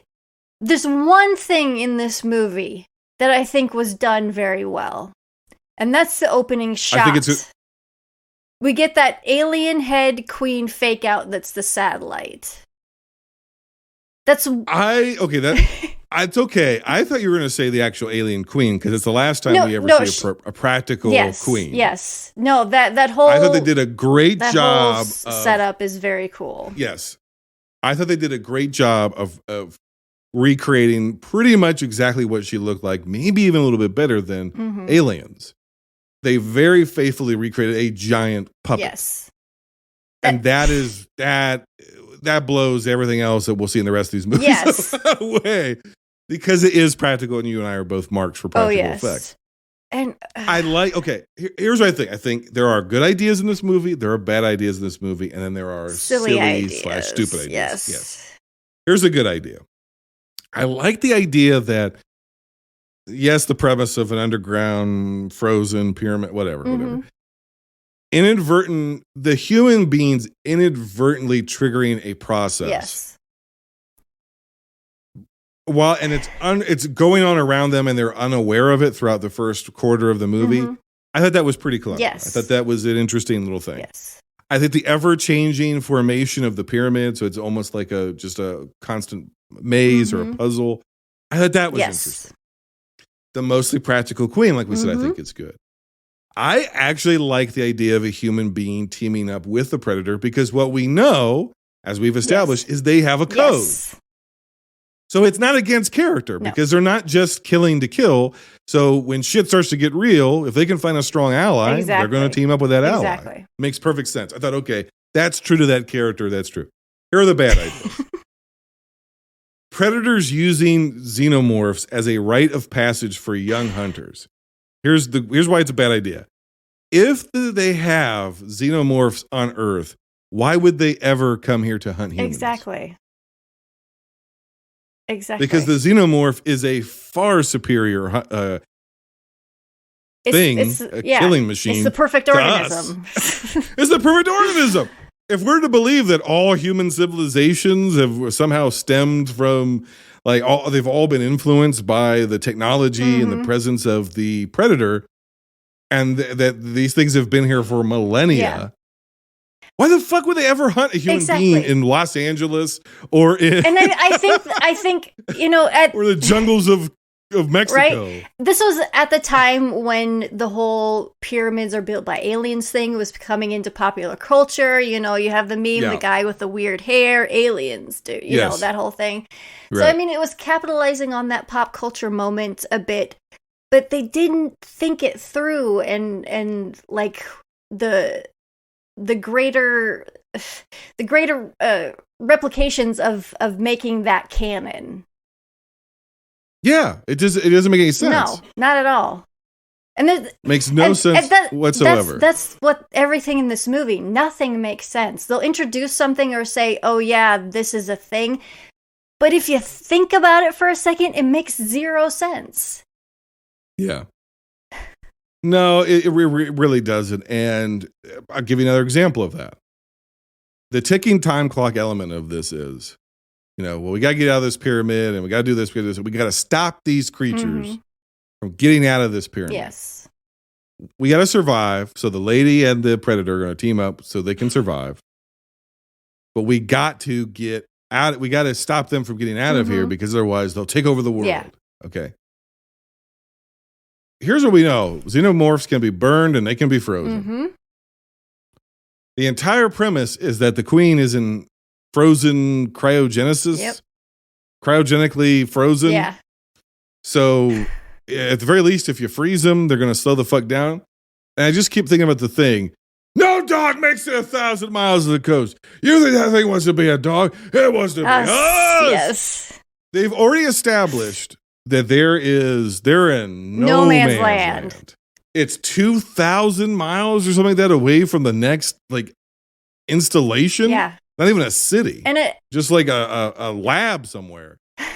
Where the fuck is the Xenomorph the Xenomorph gonna go? can't drive a snow caterpillar. Okay, it can't fly a helicopter. Where's it gonna go? Where's it gonna go? Yeah, and that raises an interesting point, which is when this movie ends and the predators take the fuck off and they leave our hero in the middle of Antarctica in bootcut yoga pants and athleisure wear. She's dead within 5 minutes. Well, I mean, there is a snow caterpillar, but it's like, where's she gonna go? Yeah. Is that snow cat does it have enough fuel to get her 1,000 miles? Probably not. Probably not. No, they had to take a helicopter to get there. They say at one point it's 1,000 miles to there and 2,000 miles underground or something like that. And it's like she's dead. Yeah, she is dead. Yeah.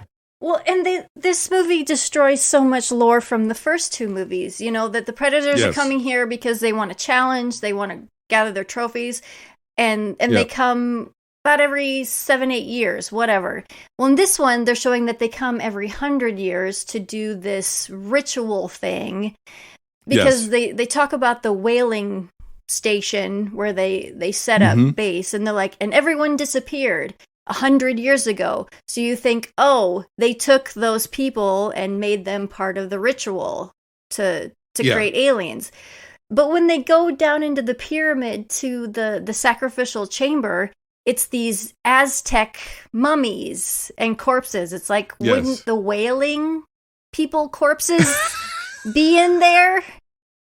Yeah. It's like they come up with these ideas and they're like, oh, that's cool, that's a good idea. But then they just abandon them. Yeah, they're not, like you said, they're not thinking them through. No, not at all. Okay, here's another example.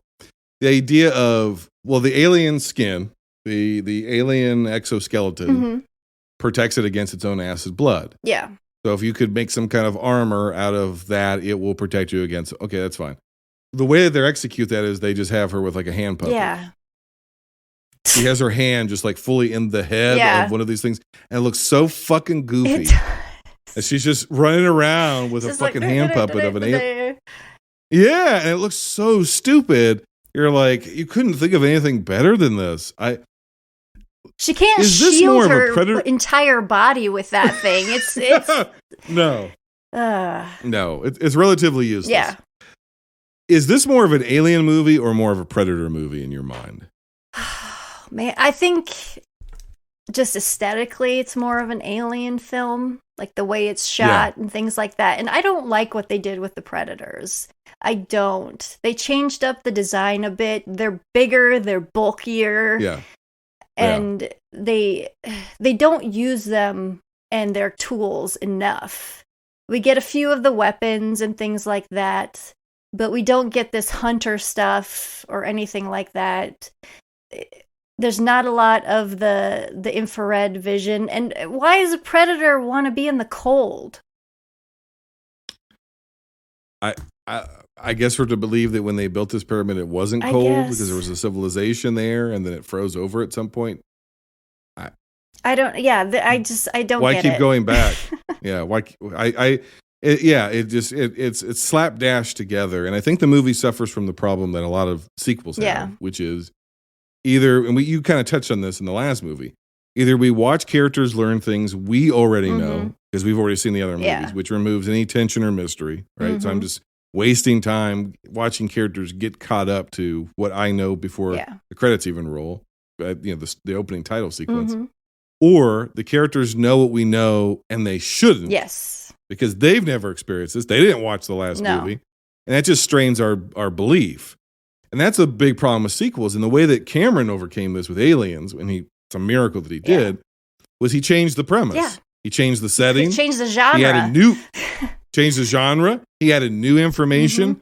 And that left us more unsure than we were before. Yep. Because we thought we knew what this world was and be like, oh, I've seen Alien, so I know what it is. He does something completely different. So we are as off kilter as the characters are. I think where Anderson does okay is I think he does a decent job making the face hugger look slimy, creepy, vaginal, sexual. Oh, yeah. And that scene where you get the slow-mo shot of it jumping and leaping towards the... Oh, that's fucking cool looking. That's cool. That's cool. I think the way I've always described Paul W.S. Anderson, I did this in the resume, he's a great commercial director. Yes. If you're like, here, we got 2 minutes and give us something else. Because like the best thing about the Resident Evil movies, and I even kind of like unironically like a couple of them because they're just so goofy. Yeah. But the best thing about them were the fucking commercials, the faux marketing campaign for the Umbrella Corporation, which he did a lot of that. And it's like, that's what he's good at. He's good at like, make something that's like 2 minutes and is really stylistic and cool and badass and has one cool idea. You give him that, this fucking guy's gonna knock it out. But when you gotta have him connect dots and pull threads through, he can't do it. He can't construct logic. No. Right? Yeah. He cannot pull a through line through a hour and a half film. He can't do it. He can't do it within a 20-minute sequence. No. But 2 minutes or less, he's awesome. So he can give you a scene that's fucking badass and looks great. And you're like, oh wow, that's something we haven't seen before. That's an angle. That's a this. That's a take on it we haven't seen before. How clever. That's a skill. I'm not trying to diminish the guy. But he's not a feature-length screenwriter for certainly. And he's not a feature-length director, I don't think. Unless he's working off of somebody else's script and he's being heavily managed by more talented people. He doesn't have him in it. No. It is more of an alien movie, but the xenomorphs themselves, the facehuggers look awesome. Eggs look pretty much like they did in the original movie. Great recreation. The Queen, like we said, is a great recreation. The actual xenomorph themselves they're lame. They don't do anything. No. There's no tension around them. No. They're just kind of there. It's really kind of, all the humans are worthless dipshits. And at the end of the day, I went from really hating this movie. I've now seen the original cut, which is PG-13, which is also really fucking stupid. I've seen the unrated cut, which it doesn't really add very much except for a really unnecessary scene in the beginning that's fucking stupid. And now I've relaxed. There have been so many bad sequels and remakes and everything since 2004. I've really calmed down. And here's what I would say. I think this is a perfectly suitable fan fiction. Yeah, I mean, it's just a dumb popcorn movie. I mean, it's a cartoon. It's pure schlock, which is enjoyable when you're looking for schlock, you know. And I mean, I have big problems with this film, and like I said, I don't like what they did with the Predators. They turned them more into a mechanized type of race instead of this organic thing that they were in the first two movies, which I loved. And so I mean, this film has so many problems, but it's so dumb and stupid, it's entertaining. Yeah. Here's the one thing about Paul W.S. Anderson. He's going to keep the shit moving. Yeah. He's not going to waste your time. No. It's not going to be 3 hours long. And something's going to be happening almost always. Yeah. You know, simple, dumb setup. Then we get into the action. Then the fucking thing happens. Does it make any sense? No. Does it set something up, like you said, and then forget about it? Or even worse, undo it? Yeah. Yes. And he really sped up the alien incubation time. Oh, It's my God, so inconsistent. Like, wow. It's inconsistent even in the main series, Right. but this one especially is like, oh yeah, whatever. It's 2 minutes, it's a half hour, it's whatever it needs to be for the scene. Yeah. You're exactly right. So to me now, I've gone from the point of absolute hatred for this to I give it a 4 out of 10, and it is my number 4 for the week. It's towards the bottom, but it's not the worst thing I've seen. No, it's my number 5, and I give it a 4 out of 10. Oh, boy. You're gonna kill me here. I know. I can't wait. So let's get into really. I can't believe this is a real movie. I know. Alien versus Predator Requiem. Holy shit! This is the second time I've covered this. The first time the file corrupted. It was a lost episode. I swore I never review it again. Yet here I am a few short years later. What have I done with my life? Came out in 2007. It currently has a 12% on Rotten Tomatoes.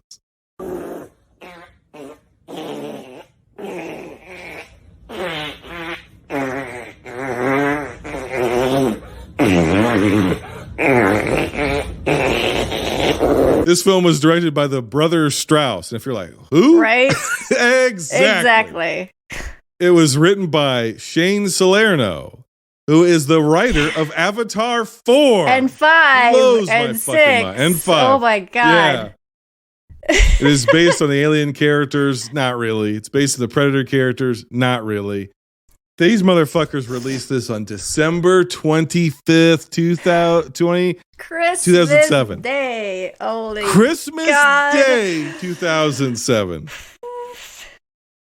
And a budget of $40 million, it made $130 million. Of course it did. The best man in my wedding loves Requiem.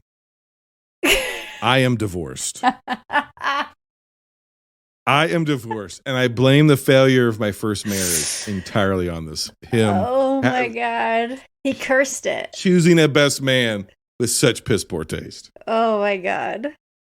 I watched the unrated cut. So did I.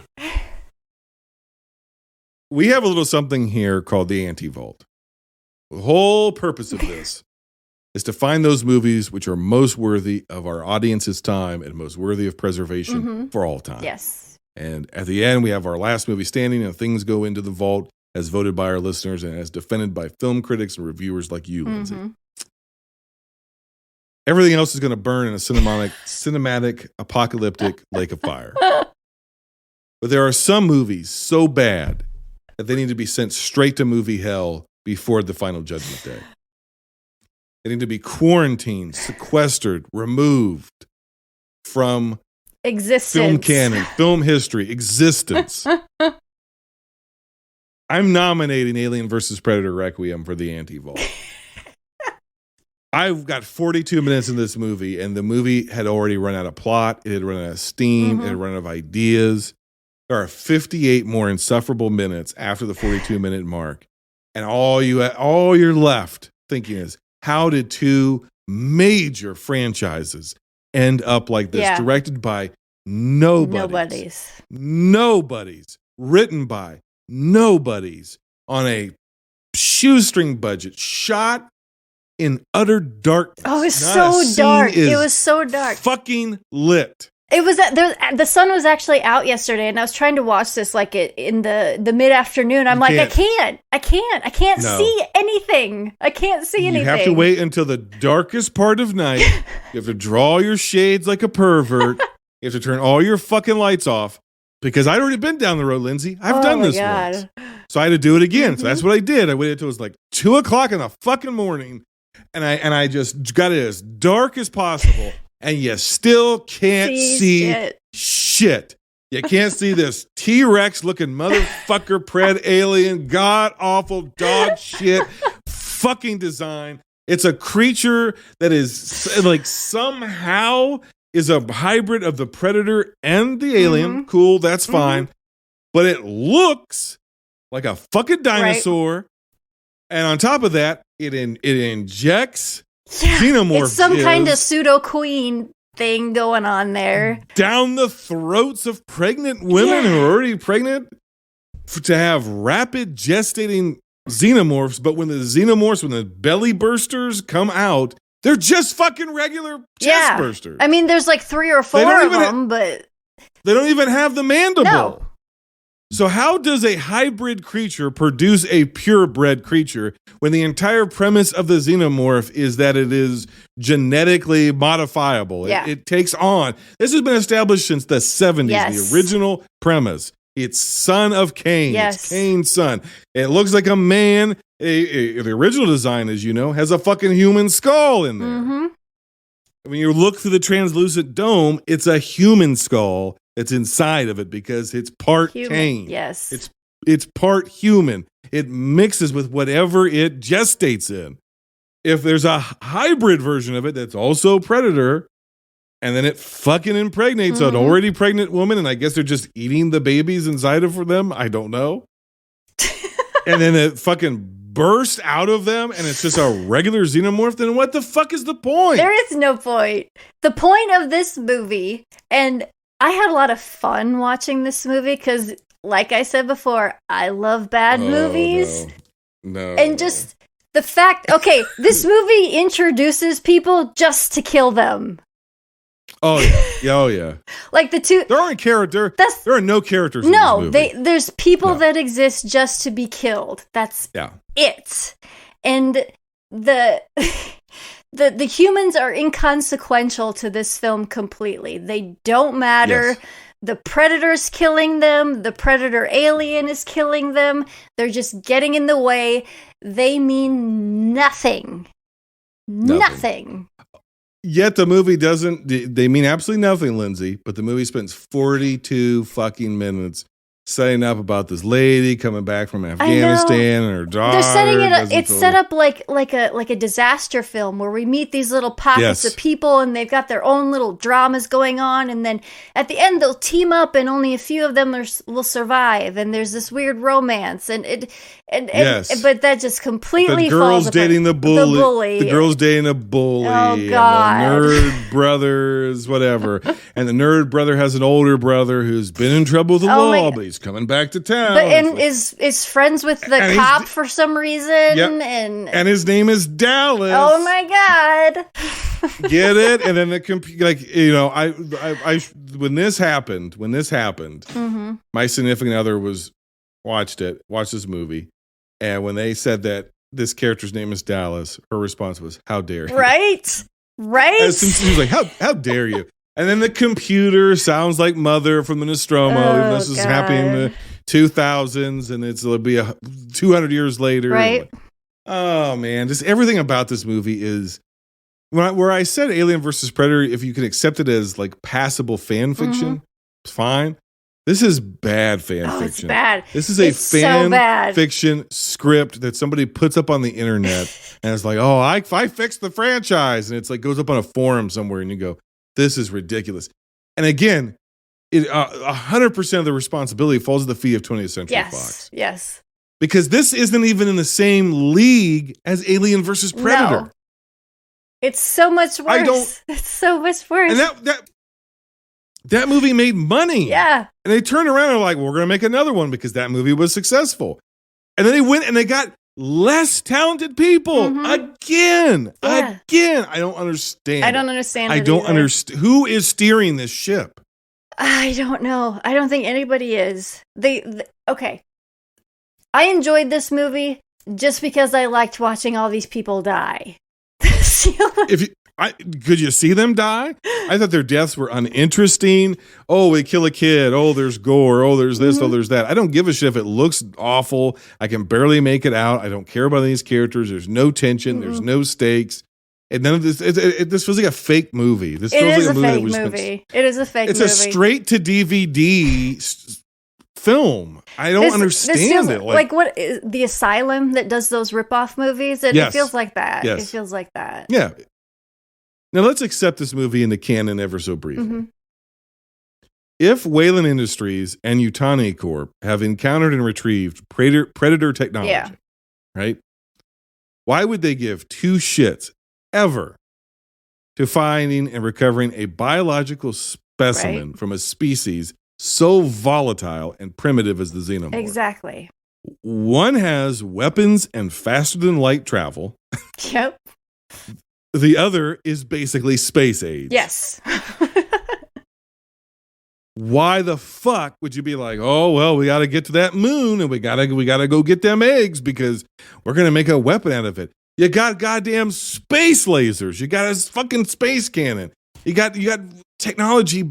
Why would you need any xenomorph anything? If anything, you'd be like, hey, if these movies are canon, you'd be like, we need all the Predator weapons we can get because we're going to have to defend our world against an impossible encroachment of this horribly volatile species. No, it makes zero sense. So again, like you said, you try to introduce this into the canon of either film series. It doesn't work. It fucks both of them up. It fucks everything up. And I mean, they do a couple, like one or two things that I did appreciate with the mythology with the two creatures. They bring back the skin shedding, which I appreciate with the aliens. Yes. Because that disappeared for quite a while. Yes. So they brought that back, which I appreciated. With the Predator stuff, we get a couple new weapons. We get the mapping weapon, which seems a little too technologically advanced for their species. We get to see their home world, and they go back to that more organic type of civilization instead of the mechanized one. And I do give them credit for sticking with the end of AVP, where we've got this Predator alien, because that could have been abandoned. Like, they abandoned so much stuff along the way, and as we continue along with this series. So I do give them kudos for sticking with that. But from the beginning of the film, nothing makes sense. Okay? The credits came up in that metallic text, and I went, oh fuck. Audibly, I said, oh fuck. Okay? Yep. Because I knew right away, I'm like, this is gonna be dog shit. And I enjoyed the dog shit because I love bad movies and I love to see a train wreck, and this was definitely a train wreck. But even from the beginning, it makes no sense. Okay, the ship, it takes off right from the end of AVP. It picks up right at the end of that. And we see the combination of the two chest burster come out. And the ship is leaving Earth and gets to, like, Saturn. And all of a sudden, a ship, like a escape pod, comes out and goes back towards Earth. And then we get that creature fucking everything up and taking over. Why is that ship going back to Earth in the first place? There's no reasoning. It makes no sense. I don't get it. It's like, why just have the ship crash right away? Why do you have it leaving and then coming back? Is it just because you wanted to show Saturn or something? I don't get it. I don't get it. That is a perfect summary of this entire film, which is why I give it a 0 out of 10. And it is the worst of the week. This is the worst movie in this series. I think this is terrible. I am nominating it for the anti-vault as this episode comes out. I will be putting the poll up on Twitter, and I will put it into fucking quarantine. And I want it away from me. I never want to think or talk about it again. So yeah. Lindsay, what do you got for this film? Apparently you loved it. Is this your number 2? It's my number 4. This is your number 3? It's my number 4. No. And that's just because I love just watching the train wreck. But it gets like a 2 out of 10. It's complete dog shit. It's so fucking... Wait, your number 4 gets a 2 out of 10? Yeah. Like I said, my rankings are a little uneven. I give it a 4 because I enjoyed watching the train wreck. But look... That means that there's 2 worse in your mind than this. Yeah. Oh, no. Yeah, because AVP I put as number 5, just because this thing didn't even attempt to be a good movie, where AVP did, and that knocks it down further for me. So I mean, it had higher everything, so therefore it failed harder. Yes. So that's my reasoning behind it. I mean, in the grand scheme, it doesn't matter because we already picked the number 1. But sure. But I mean, I enjoyed watching the train wreck, and it was a train wreck from beginning to end. Yes. So Well, moving on to, I think what's now going to be a very divisive movie betwixt us. Ooh. Of course, I'm talking about 2010's Predators, which currently has a 65% on Rotten Tomatoes. What's the last thing you remembered? All of a sudden, there was a light, and then I was falling. Who are you? I was in combat. Black Ops. Yakuza. Who would do this to us?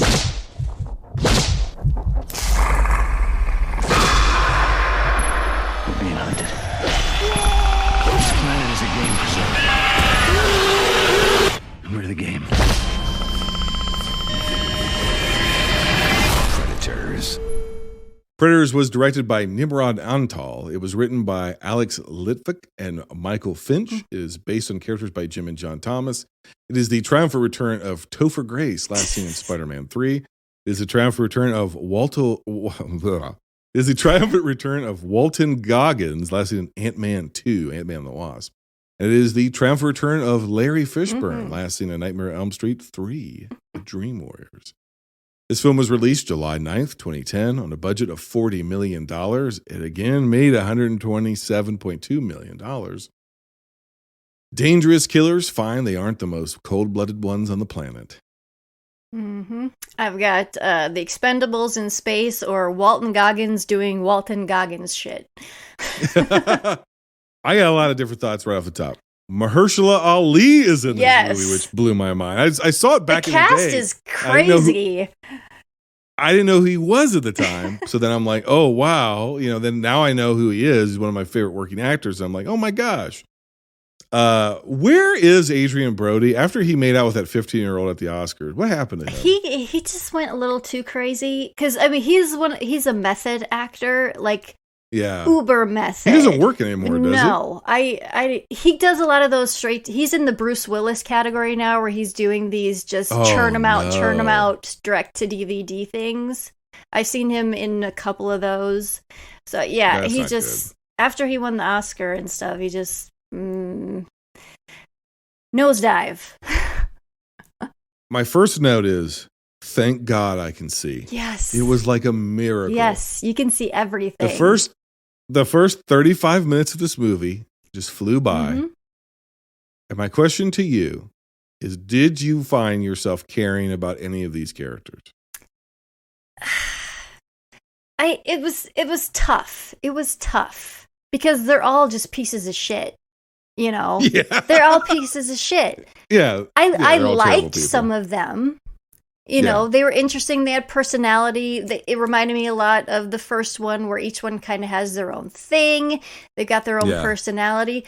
And I knew a majority of them were going to die. Yes. But even with Adrian Brody, I mean, skipping to the end when the ship explodes, I was like, yay, he's dead.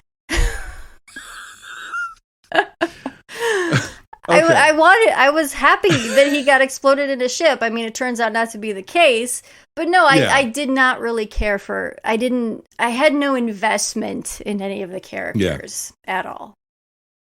This to me is like a bit of a Twilight Zone episode, right? Yeah. It's strangers trapped in a strange situation as information is sort of slowly doled out, right? It's which I like. It's a great, like, it just opens up. It's a cold open. The action just is already happening. We're on this alien world. We have multiple predator species. I do not believe that this is their home world. This is just a game preserve, essentially, that they've established. And this is completely falling into the 2010s trend of anti-heroes and downright villains being the protagonist or in the protagonistic role, which everybody in this movie, they're all stone cold killers. I think that there's several times in the script where characters do smart stuff. No, I really love that we're just thrust into the action. We don't know where we are. We don't know who anybody else is. We don't know who our main character is. And we discover things as they discover things. And this cast is just insane. Cast is nuts. Adrian Brody, Lawrence Fishburne, Topher Grace, Walton Goggins, Danny Trejo. Yeah, and there are enough homages to the original, even a few to Alien and Aliens here and there. But it to me, the homages don't feel forced.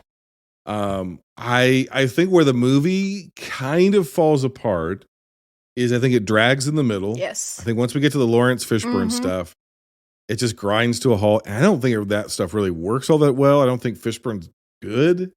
I understand what they're trying to do with that character, but it 100%. doesn't work. And I think he does an okay job. And I was like, when he finally showed up, I was like, okay, I knew he was in this. I was waiting for him to show up. But yeah, I think that's where the movie takes a turn and starts kind of losing its plot. Yeah, and then my biggest issue with it is the Topher Grace reveal doesn't jive. And I mean, I like the idea of it makes sense, right? Is the setup is these are all killers. They all very quickly figure out one guy's Yakuza, Adrian Brody's a mercenary, Braga works for as a whatever. You know, they're all military people. They're all assassins. They're all stone cold killers. One guy works for Danny Trejo's like a cartel enforcer, et cetera, right? They're all terrible. Walter Goggins is like a rapist psychopath killer, on death row. Rapist killer, guy. Yeah. So it makes perfect sense, right? Like they went around, they grabbed the most dangerous people they could find, and they throw them on this game preserve.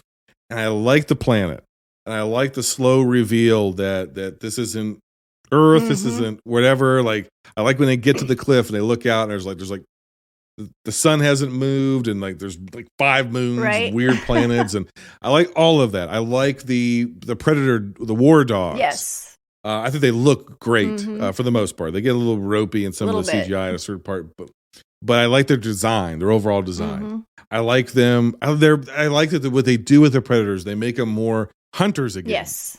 I like that they're finding cages and stuff from other worlds with other creatures and skin and sloughing from other things. I like that just randomly. Yes. They almost redo the boar scene, but instead of it being a boar, it's just another random fucking alien. Yeah. That had been grabbed to be hunted, right? I like that. It feels clever. It feels smart. I like the characters. When the Predator sets him up as a trap, Danny Trejo, and he's like, help me. And they're like, no, this is a fucking trap. And the one guy, Mahershala Ali's like, I know because I do this. Yep. And then it pans out and you realize that the Predator's the one that's making doing the voice and the imitation. It's all, you're like, holy shit. I like the idea of the Predator and the Super Predator, where there's like competing species on this planet. And I like all of that, right? There's so much good in this movie, but it kind of like takes a little bit of a nosedive in the middle. It's not bad. No. It's just kind of boring and drags. Then it picks up again. Then it picks up really well and gets going again. It's really strong when they're trying to escape the ship and this and that and whatever. And Brody's like, fuck it. And he just does something to call the Predators there. And all that's good. But then when we get to like Adrian, and I even like the idea that Adrian Brody is just a piece of shit the entire movie. He's like, this guy fucking got like, they didn't do this to stop us. They did this to slow us down. Fuck him. I'm leaving him. You can come with me. I'm leaving no matter what. And then he really does. Yeah, he does. He fucking leaves. He's like, bye. I like that, right? From the point that the ship blows up, that doesn't really make any sense. No. Because why didn't he get on the ship? Yeah. To the point where as his ankle is busted, and if you notice, he's fine afterwards. Yeah. That falls apart. She chooses to stay with him. Okay, all right, I get it. They're thrown into a pit, right? I don't know why they're not killed immediately, but whatever. They're thrown into the pit. And then out of nowhere. For no reason. No reason. Because the idea is like they're all Stone Cold Killers, and there's this one guy who was probably picked up by accident. Yeah. Right? Why was this fucking guy picked up by accident? He's like, I don't belong here. I got kids. I'm a doctor, whatever. Like, but it's Topher Grace, so you know there's something off there. Correct. Then out of nowhere, he's like, oh, by the way, I'm a serial killer. Yeah. And I've stuck you with some psychotropic drugs I got from plants in an alien world. That I know about for some reason. That I somehow know how to identify, and now I've paralyzed you.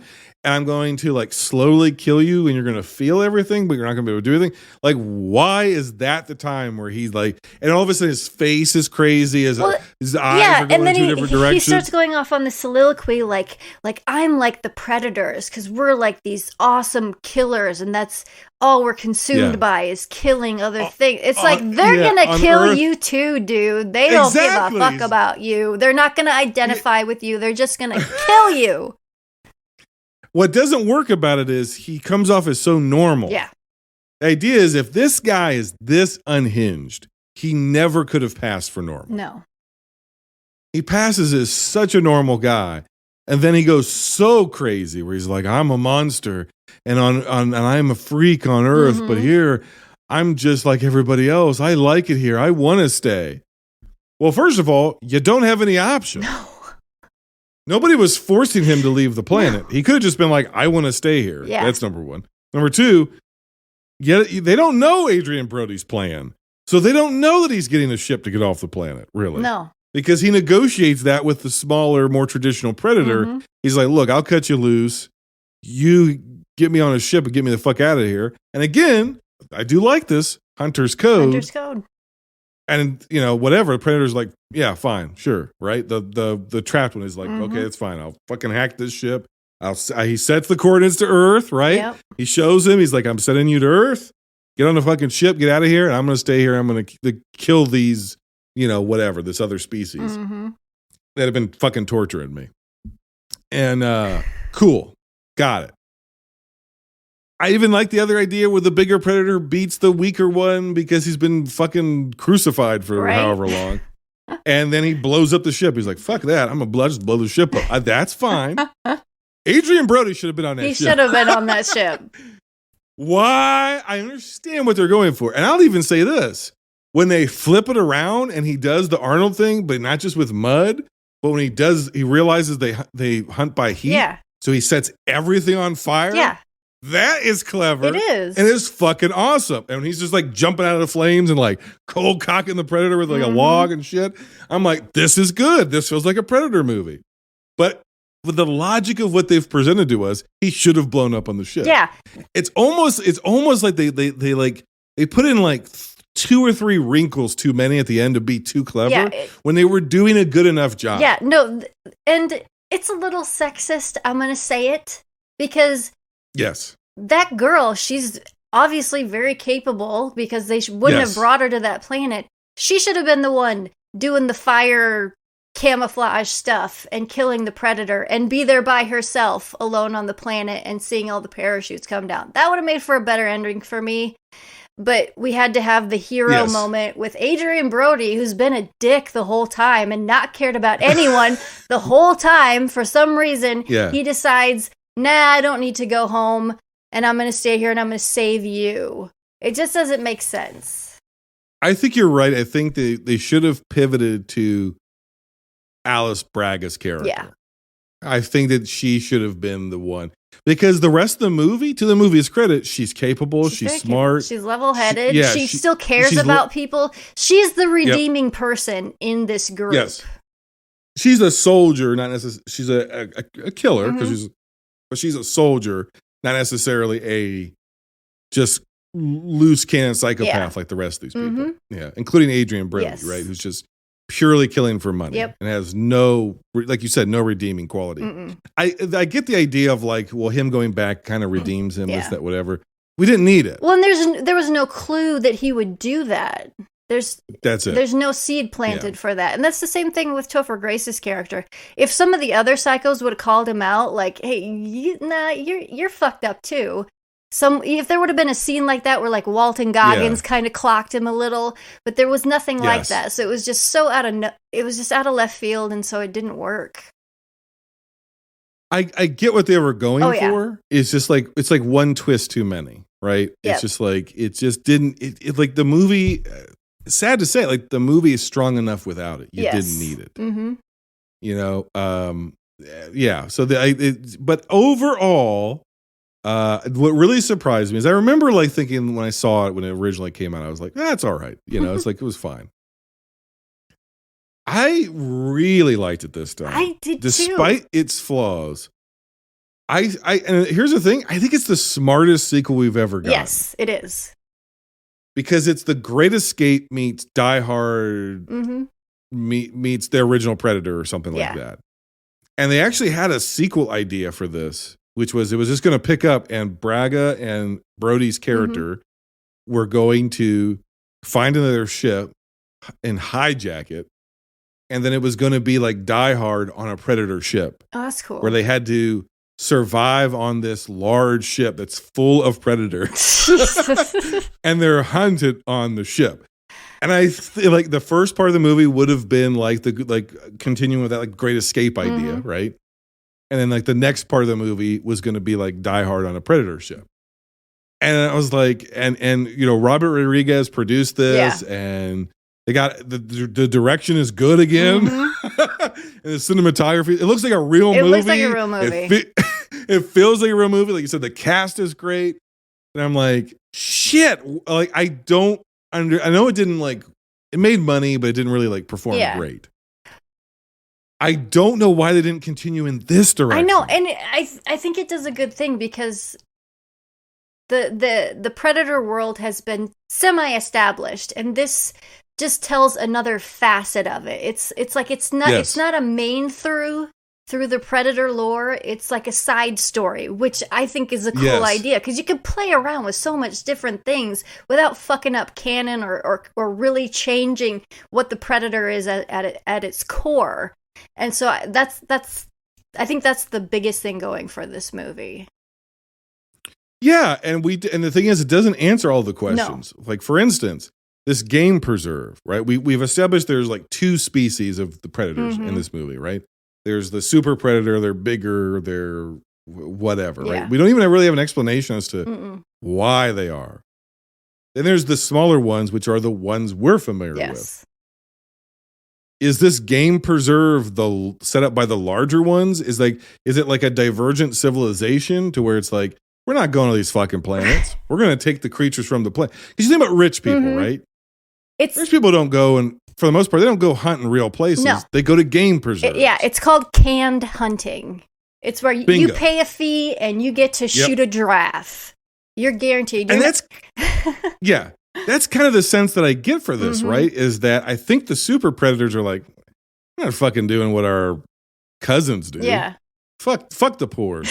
We're just gonna take this planet, right? And we're just gonna fucking flood it with different species and they can't leave, right? That's there's because one of the characters is like, I realized like there was no perimeter, right? I think it's Lawrence Fishburne's character. He's like, I try to get out of the area, and I realize there is no end. There is no perimeter, right? No. They're in this enclosed space, basically on this planet. So it's the same idea, and so movie doesn't establish this, but I kind of think that's what it is this divergent, more dominant version of the species has set up this game preserve, like you were talking about. They're guaranteed to get kills. They're not really following the same code. No. And they even to the point of where they've got their cousins fucking there to hunt. Right. And I was like, that's kind of interesting, right? And then also then you can just have a bunch of fucking psychopaths on that planet, and you have this ragtag group of psychopaths. I'm like, well, really? Like, if this had been Predator 2, I like right? This feels right. Yeah. This feels right. It does. Yeah. And Lawrence Fishburne kind of talks about it, how there's seasons. Like, they'll bring in a bunch of things, and they'll learn each time. They'll adapt. They're like, okay, we got bested in this area, so we're going to come back and we'll have these different tactics and different equipment. And it's just, they're training themselves to be better predators. And it's kind of like a simulation, like how pilots do, and fighter pilots do simulations to try to learn things. It's kind of they're gaming the system a little bit to try to get ahead. Yeah. Well, and the thing that we know, right, from the first two films, because this is in the canon of the first two films, it's shit can, the Alien versus Predator shit. And it's like, this picks up after, Predator 2, basically. And so the thing that the first two films, what we've seen is we've only seen one predator per hunt, basically, even though others are present. Yes. Especially in the second one, right? They're there, but it's this guy's hunt is the one that we're following. The one that Glover kills. Yes. On this planet, the superior species, they hunt in a hunting party. They use dogs. They even have names. Yeah, they use dogs. There's one that's known as like the Berserker, which is the biggest one. And that's the one that like goes crazy and like is really That's the one savage. that's got like the bone jaw, right? Yeah, right. There's a falconer who uses like the like falcon tech to like find the prey and then send the dogs in to flush them out. And then there's like another one, which I think is like the sharpshooter or something like that. And which I think is the one that gets killed with the samurai sword.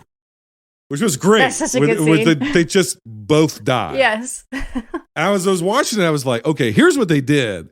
They took the Billy scene and they're like, what if that was cool? Right? Right? Right? Like, because we didn't get to see it, and all we hear is Billy scream off screen. It works for that movie, but they're like, what if we did that, but this time we showed you. The predator we showed you and the predator was bested. But the other guy died too, right? And they just both die. It's so good. And so obviously, like, this is something different than what we've seen before. Yes. They're hunting in packs. They're cheating, like you're saying. They're gaming the system. It's familiar, but expanded upon and shows us new things as well. Which is why when it kind of trips up in the middle and with Topher Grace and with Adrian Brody, it's like so disappointing because you're like, this is a great Predator sequel. And it's like, damn it. Yeah. So I can only give it like, I give it like a 7.8 out of 10. And it is my number 2. I really enjoyed it more than I remembered the first time. Yeah. But it does, to use what you said before, it does get in its own way. Yeah. It's my number 3, and I give it like a 7.5 out of 10. Okay, so we're not that far. No. I thought you were going to be like, this is the worst one. Oh, God. Oh, no. Oh, no. No, this one you could tell people are actually thinking about it. And was like, what would be cool? What haven't we done? What have we done? How can we put those two things together? No. And what makes sense based on what we've seen? Yes. No, I really enjoyed this one. Yeah. All right. Well, fuck me. I sense a Washburn rant coming. I might just lay out and let you go for it. Of course, we're talking about, I don't even know how this happened. I don't know either. We're talking about 2018's The Predator, which currently has a 33% on Rotten Tomatoes. That's too high. It's way too high. We found him in Mexico. Data suggests it tracks prey. A Ranger sniper made first contact. He's being evaluated. You shove me again, I'm gonna break your neck. It's the loony bus. We told you. Why are you here? I had a run-in with a space alien. That's the thing that killed my man. It'll take us one by one. So come and get us.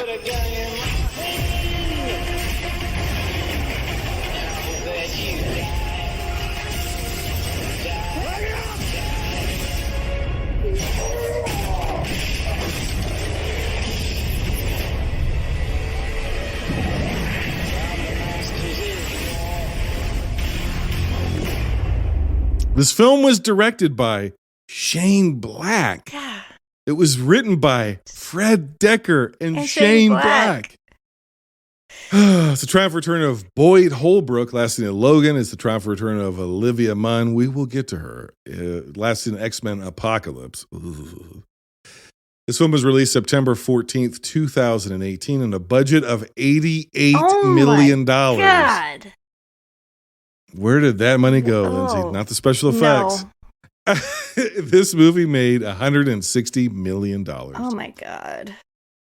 Horrific stereotypes and sex offenders are slaughtered by CGI nightmares in search of autism. I just wrote down bad idea jeans because everybody was wearing them. Everybody was wearing them. Holy shit. Before its release, we heard that this movie had to be reshot, and the final act of the movie was 3/4 of the way rewritten. Oh my God. This is after a production delay. This is after rewrites. This is after them having to get rid of a sex offender who they cast as a side role. This is after the studio was like, this movie is not good. We need to fix it. And 10 minutes and 57 seconds of this movie, the movie still opens with the idea that Asperger's, aka Asperger's / autism, is going to be the major plot point of this movie. Oh, God. It is so crude and malinformed and cruel and unnecessarily mean, and it's punching down. And even though they want to do this whole thing of like, no, being non-neurotypical is a superpower. Yeah, it's the next step in evolution. It's so ugly and mean-spirited and stupid of a movie. And here's the thing. We have a dark checkered history with kids on this show, kid actors. Yeah. Pat, my dead co-host, once said he wanted all kid actors to be replaced by little people in movies. That's how much he didn't want to see kids. And I concurred at the time. Mm-hmm. But Jacob Tremblay can be a good child actor. He's good. There are good child actors. I mean, and there's a shit ton of that are just fucking annoying. But there are good child actors out there. And he's one of them. So what? They cast a good kid actor. Mm-hmm. What an incredible waste of talent. Exactly. There's not a right decision made at any point in this movie. None. From the point that, okay, let's start here. Let's start here. Okay. Can we talk about houses and movies? A soldier who is estranged from his family. The family, the wife who has no character. No. I don't even know if she has a fucking name. No personality. No job. She's no there prospects. to say how awesome her husband is. That is it. They live in a 30,000 square foot house that's open concept and furnished exclusively by West Elm. Yeah. Where is this money coming from? I don't know. I have no idea. What world does this movie take place in? This movie feels like it takes place in the same fucking world as Alien vs. Predator Requiem. Yeah, it does. But it is written and directed by Shane Black and co-written by Fred fucking Decker. How do these two guys turn out this tour? I don't know, because I love Shane Black and his humor. I like Lethal Weapon, Long Kiss Goodnight, Nice Guys. Yep. He does that shit so well. And at this one, it's like he was trying too hard because it's awful. It's just awful. All the scenes on the bus with the ragtag group of loonies. It's cringe inducing how bad it is. It's just nothing works. It's not nothing. fun. It's not clever. It's just bad. I call it the gimmick bus because everybody has a fucking gimmick. Yeah. You have a character who's called Gaylord, which is like, what is this? This is like juvenile humor from 1986. Like we're so far beyond this. Nah. It's not even just offensive because it's offensive to a lot of different groups of people. It's offensive because it's really fucking stupid. Yeah. And dated and unfunny and cruel. So it's, this character's called Gaylord. Right. And I was like, that's not, and he likes opium. And it's like, okay. This guy's name's Coyle. And he just has nothing but bad jokes, and that's his character. And Thomas Jane has Tourette's, and he says pussy. Ah ha ha ha.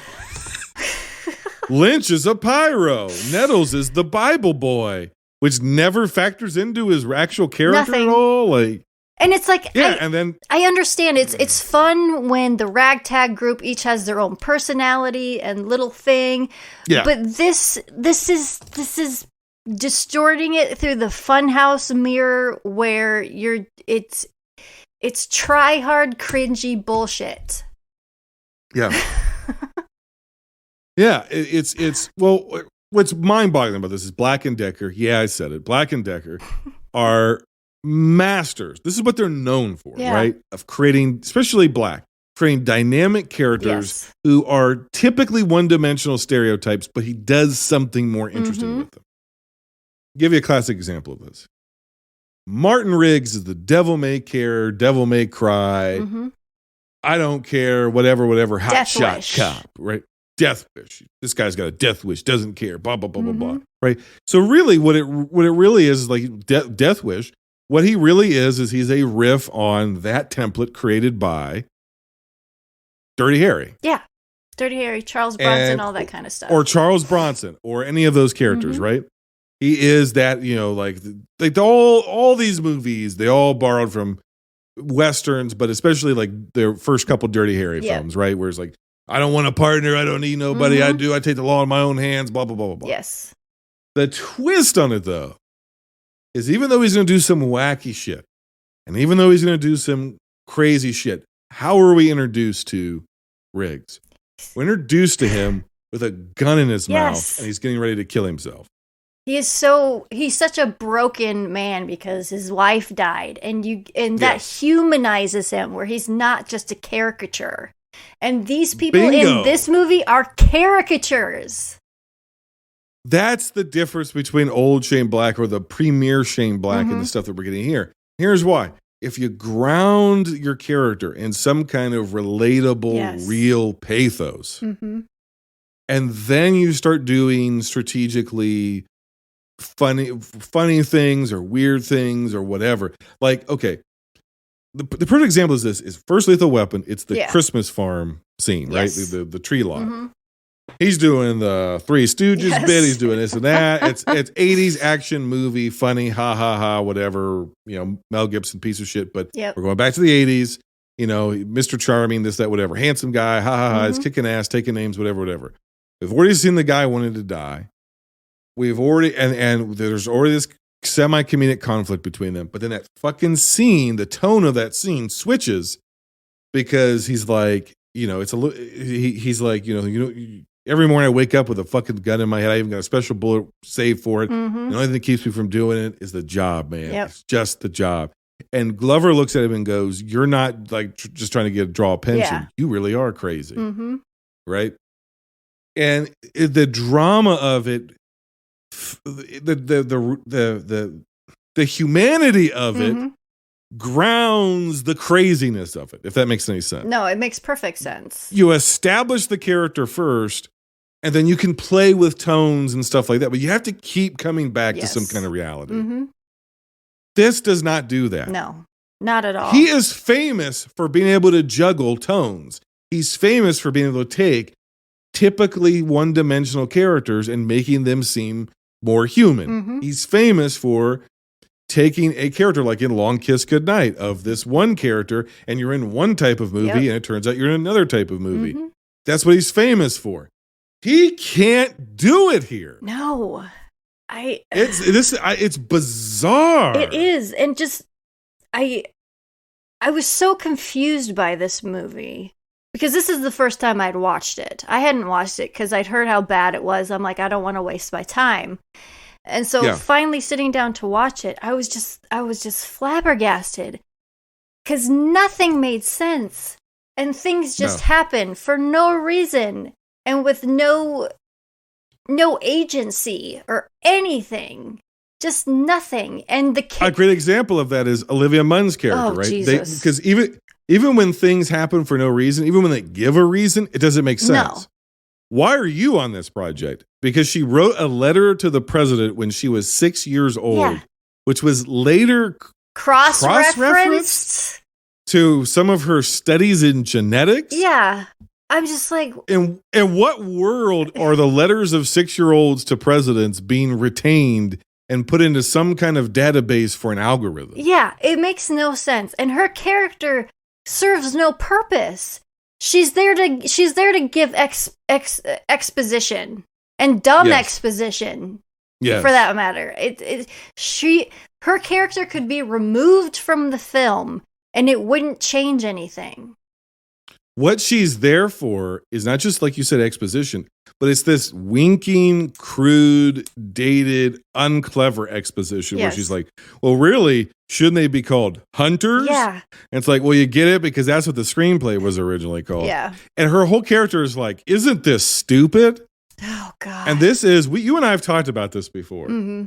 This is the dumbest thing. I don't understand why this tendency exists. Dear Hollywood, this is my letter to you. You know that an idea, an IP, is successful enough and profitable enough that if you take the name and you make a movie off of it, you think you're going to make some money. Yep. They do this, and then they make one of these goddamn belated sequels, and then they go, how fucking stupid is this thing you liked? Right? What is the point? You're using the name because you know there's a built-in audience. Mm-hmm. You then get that built-in audience to come to the theater, to pay money, to watch your dog shit movie, and then tell them that everything you like is stupid. Yeah. No, the cynicism is palpable with this film. And it makes no sense. Because that's why I don't understand why he didn't have to make this. There was no contractual obligation for Shane Black to make this movie. Why did he write it so, like you said, so cynical, so... Oh, man, what a fucking turd these Predator movies are, right? Yeah. What a fucking waste of time. Look at these fucking dumb characters. Look at this stuff. Look, like, that's the whole tone of it. That's the whole tone of this movie. Who is this for? I don't know. Casual viewers aren't going to give a fuck. No. The hardcore audience who's your built-in they're going to fucking weekend, hate you for it. They're going to hate, yeah. Who is this for? And it's like they throw in this stuff just to reference the original, but it's dog shit. Like they got Jake Busey in this as Keys for no reason. Yes. It's no connection to his character from the second one. He's just there like, haha, here's a connection. Remember his dad played the guy in the second movie. What point does that serve? Same last name. It makes no sense. He does nothing. He doesn't do anything. Yeah, you have to get your audience to buy into the conceit of your film, no matter how silly it is, right? Yeah. So you have to be clever in establishing your world, your premise, your rules, your characters, before you get to the silly stuff. Yeah. And this movie does not do that. And here's what it is. Here's what we're describing. It's called the suspension of disbelief. You've got to get your audience in the first 10 minutes of the fucking movie over that hurdle. Yeah. Then, as long as you stay within some parameters, you can do a lot. Like we talked about with the first fucking Predator movie. You can do a lot of weird, wacky stuff that would be a B movie in anybody else's hands. But McTiernan and that movie does such a good job getting you over the hump to believe in this world with all these overbuilt muscular guys and making you believe they're really that they're not a threat, that they are under a threat, that they are in danger, and it really gets you to believe in that this invisible fucking dreadlocked alien is hunting them, and it gets you to believe it, and therefore you feel the tension. This movie doesn't do any of that. It's too busy trying to be funny. It's trying to be clever. Yeah, and it's not, because they do shit like when she first sees the predator laying there on the table, she says, "Oh, you're one beautiful motherfucker." It's like, what point is that? What sense does that make? And then they throw out the get to the chopper line at a couple points, and things happen in this movie just out of nowhere. They don't set it up. They don't show it happening. It's like, where did they get an RV? Where did that one guy get a cop car? How did the kid get a radio in the spaceship to talk to his dad to tell him that there was a force field that was going to come up? It's like, how do all these things happen? They don't set up anything. This movie is all payoff. There's no setup. It's just trash. It's just trash. At some point, somebody has the line, "Not my space animal." Oh, yeah. I think that's Olivia Munn. She's talking about the dog for some reason that they keep around. I don't know why. Okay, so they bring the dogs back, but they're not the dogs from Predators. No. They look like shit. They're cartoon characters. The CGI in this is terrible. It's so bad. What they shoot one point blank in the head, and then for some reason it becomes Lobotomized. Lobotomized, but also like they tamed it somehow. And so it just ends up like joining them. Yeah. Let's do this. Okay. Olivia Munn. Oh, God. Let's do Actors Court. It's the case of Binge Movies v. Olivia Munn. In this movie, here's what I'll say. I think I can make a case. She's not given a single good line. No. Like you said, she doesn't belong in the movie. It doesn't really matter. Not at all. Is she an actress? I'm trying to think of other stuff she's been. I mean, she was in the X-Men movies. She's not. I don't know why she's in movies. I mean, I haven't seen a lot of her stuff, but there's nothing that sticks out like, oh yeah, I remember that character. She's extremely forgettable. I hate to say someone doesn't deserve their career. I just don't know why she has one. No, I don't know either. And by all accounts, she's there are rumors coming off of this set that she didn't know her lines. There were some production assistants that came out and they leaked this, and she would show up late, didn't know her lines, and was just screamed at everybody on the set the entire time. It was just rude to everybody, including the director. Wow. And she really saw herself as she was the star of this film. She's terrible. You're given terrible material, but she is also actively bad in this movie. Oh yeah, I mean, a good actor can take a shitty piece of dialogue and make it something. Yeah, or a character that's got some personality and panache. I mean, you give any line of dialogue to even like a character actor like Sid Haig, he's gonna make it something. Yeah. But she's flat, she's nothing, and this film doesn't help her. No. It gives her no help. No help whatsoever. And it's a movie that, like you said, it's just filled with baffling choices. Like, why are we doing this? Like, for instance, they just decide that he's going to get this Predator equipment in Mexico, mail it to whatever. It accidentally ends up in his kid's hands.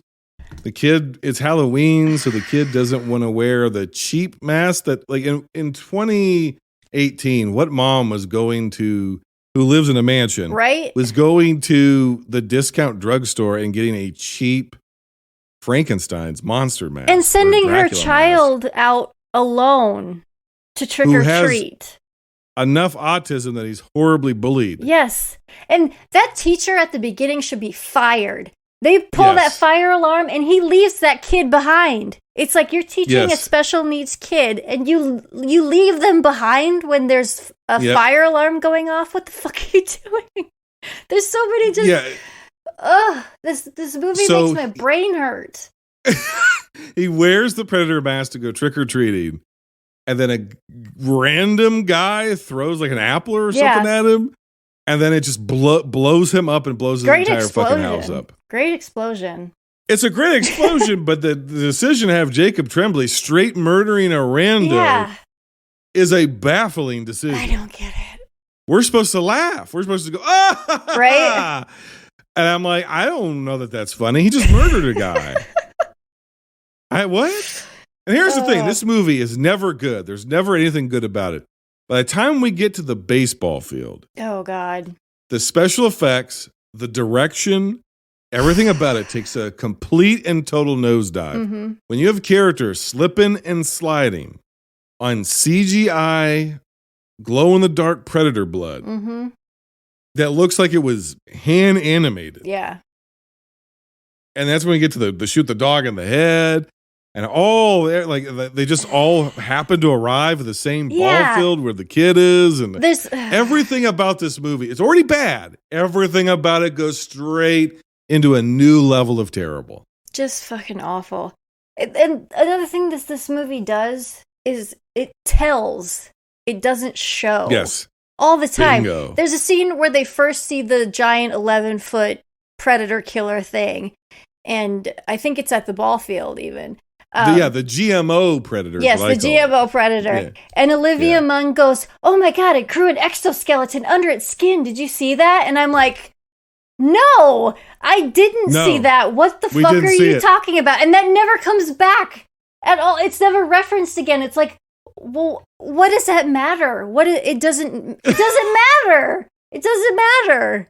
And here's the thing. This movie comes out almost a decade after Predators. Okay. Oh my God. And it looks worse. And the design of the super predator from Predators is far superior to the design of the GMO predator. Yeah, and it's like to make something more menacing, you don't have to just make it bigger. Oh, well, see, it's here. So here's, if you haven't seen this movie, we're talking around it, but here's the basic premise. It turns out that there's two factions of predators. I wonder where they got that from.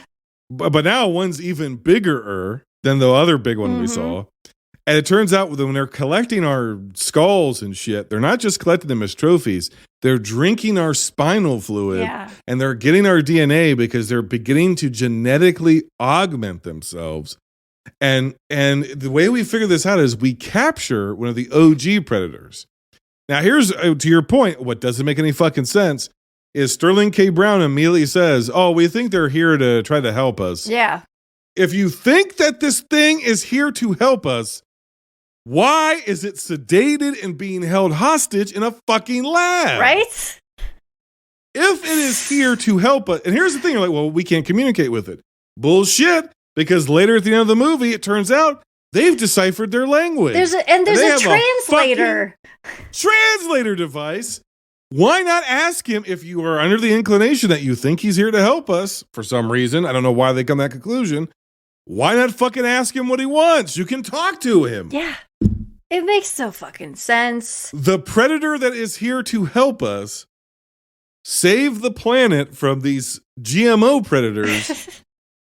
When he escapes, he just murders everybody. Everybody. But he was here to help us. And it turns out that they love to get drunk off of our spinal fluid and mix up their DNA with theirs for some reason, which has never been established before. But what they really want is that sweet, sweet autism. Yes. Because autism is the next stage of galactic evolution. With autism, you can do anything. You can figure out alien technology and language. You can be 7 and have a desk at a robotics firm.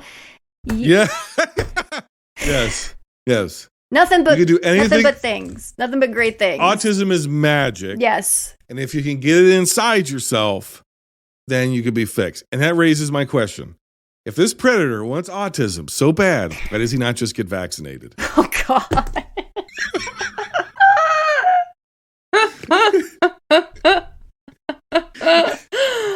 Oh, my God. That is terrible and fucking hilarious at the same time. There's an easier way, There's an easier route, dude. You don't got to do all this rigmarole chasing back and forth. Just ask Jenny McCarthy, right? Oh God. Do you know as dumb and as terrible as this movie is, do you know that there were 3 endings shot for it? One that they used. Oh fuck. What there was one that was proposed that was never shot.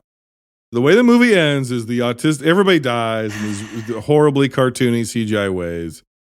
The bland whatever Colton McCoy, what's his name? I don't even remember his character's name. I don't even remember his name. What's his name? Boyd Holbrook. Yeah, that's what it is. Boyd Holbrook is the dad. His son's got the autism. He's like, oh, the predators are here for me because I'm a great warrior.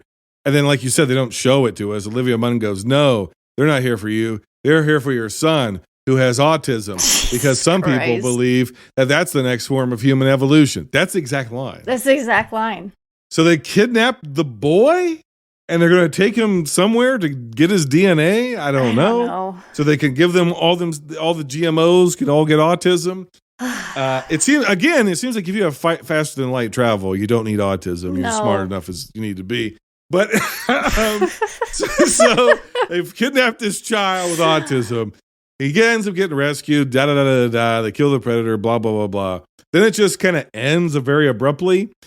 and with this like weird funeral with all of like these knickknacks, some of which we've never seen at any point in the movie for these characters. Hula girl, what? And he's like, so stupid. It's so stupid. Then flash forward to apparently this America's Best Dad is not raising his child anymore. No. Neither is the mother, who is never seen again. The boy is being raised by scientists in a, like you said, He's being raised by lab. Elon Musk. I'm half-assed surprised they didn't call that Skynet or what's the Cyberdyne. Cyberdyne. Yeah. Because here was the original idea. They find a suitcase basically that the original OG Predator was here to bring us technology, and Jacob Tremblay with his autism is just working on Predator tech at a desk, like you said. And then they're like, "Oh my God, what is it?" And then he looks at the computer and he goes, "I think you would call it a predator killer." Which again, do they call themselves predators? I don't the know. name we gave them. Yeah. But whatever. So, okay, Predator Killer. Okay. It's basically an Iron Man suit. But originally, it was not supposed to be an Iron Man suit. It was supposed to be Arnold Schwarzenegger. I was wondering if that was where it was going. I'm like, this is going to be a T100 or T whatever the name of the T800. T800. I'm like, this is going to be a T800, but it wasn't. No, they were going to bring it back as Dutch. They were going to bring Dutch back as the Predator Killer. And it was going to be Arnold as an older Dutch. And they're like, they for whatever reason, even though that many of them have now been killed at human hands, for whatever reason, we're very impressed with this one guy in the jungle from the 80s. Whatever. So that was the one, but Arnold refused to appear in the movie. Of course, because he has some self-respect. More than Stallone, but that's true. Then the next one was this is going to boil your brain. They filmed this. The stunt double.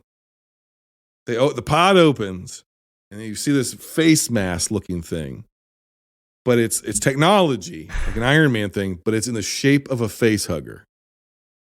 And underneath it, there's a person in a flight suit, and the name is Ripley. I would have shot my TV if that happened. They filmed it. Oh my God. They built it, they filmed it, they shot it. There's that makes no sense. That makes absolutely zero sense. There's a worse one. They did the exact same thing, only the name is Newt. Oh, fuck off. These were filmed. The production designs have been leaked by the guy who was the artist, Yuri Everson. It was on his Instagram. You can find them online. That makes this is all real. That makes no sense at all. Why is the suit that the Predator built have a mask that looks like a facehugger, and the Predator killer inside is women who will not be born for another 200 years? And have never seen a predator. No. Or faced a predator. No. What the Nope.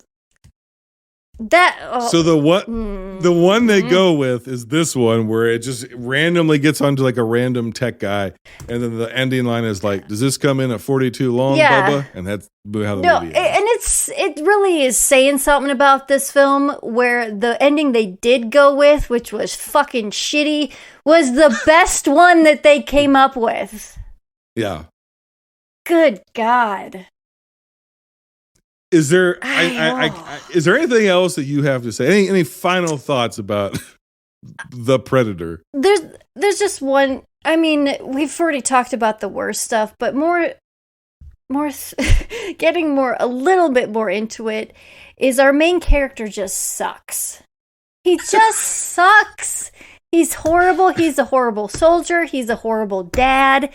I mean, you send your child alien technology, and your first priority isn't getting to him. No, you're going to kick back and have beers at the hotel lounge and fuck around with these crazy people. It's like, what are you doing? What? There's no agency to this film. There's no expedience, nothing. It's a slap of mashed potatoes on a plate. That's all it is.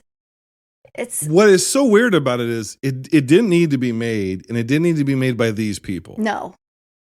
So why did Shane Black agree to make this movie when it's very apparent he doesn't like the idea, he doesn't like the world, he thinks all of this is stupid and beneath him and whatever. And some people have even gone so far as to say that they actually think this movie is a subtle satire of these type of legacy requel reboot kind of a thing, franchise cash-ins. I don't get the sense that that's what this is, and I don't get the sense that this movie's clever you can do that and still make a good movie. Yeah. And he doesn't. I don't know. I know people got excited when it was first announced that he'd be at the helm of the new Predator series, and they're like, "That's awesome because we like what he does, and he was involved with the first one, but probably not, evidently."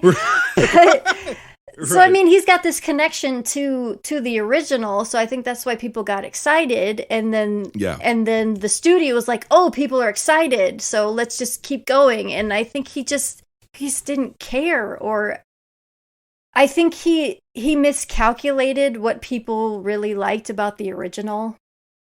Yes. And it was just terrible. Just terrible. So when a movie is just terrible, what would you give it out of 10? Oh God. I mean, you can at least see everything in this movie. Yeah. So I mean, that's where we're at now, right? That's where we're at with this franchise. I can see it. I can see everything.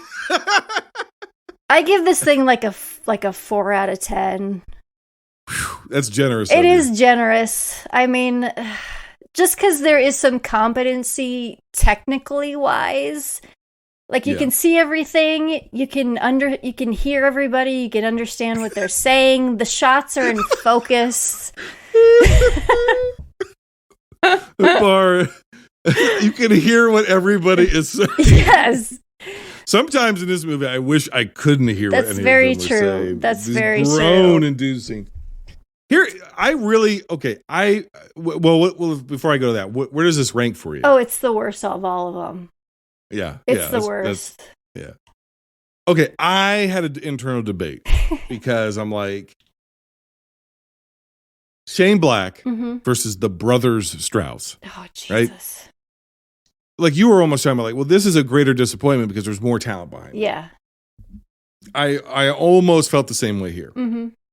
Where, who's expecting a good movie from the brothers Strauss with a cast of people you've never seen before or since? This is a cast of people that you recognize. This is written by Fred Decker and Shane Black. It's directed by Shane Black. It has money put behind it. Like you said, it was supposed to be a start of a whole new franchise, a whole new series for this. So the expectations were a lot higher.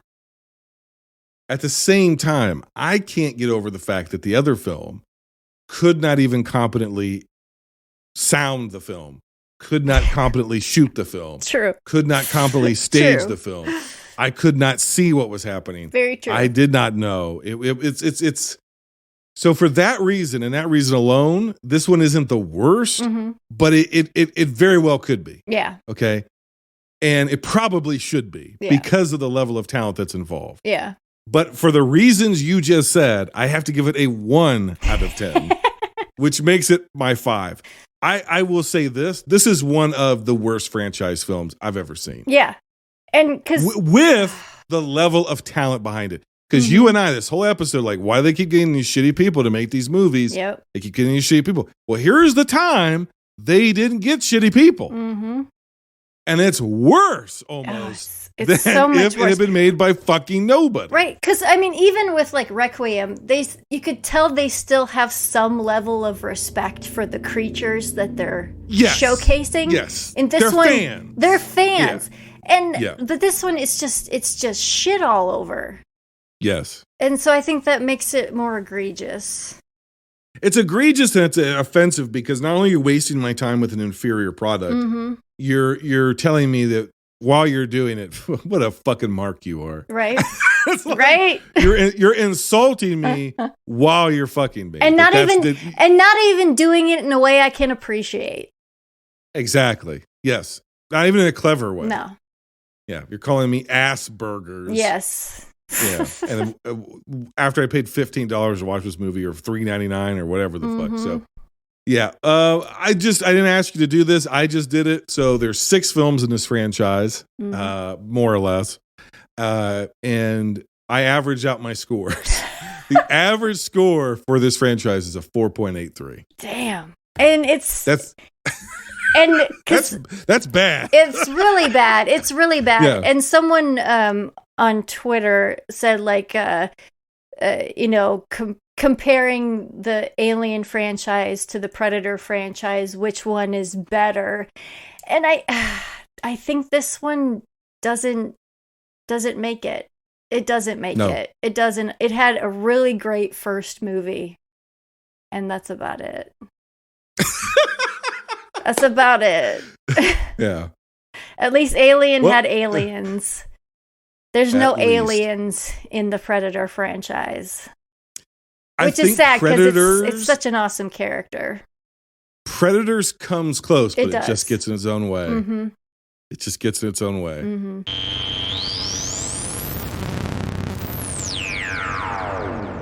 All right, if you have to give a recap, what is your recap?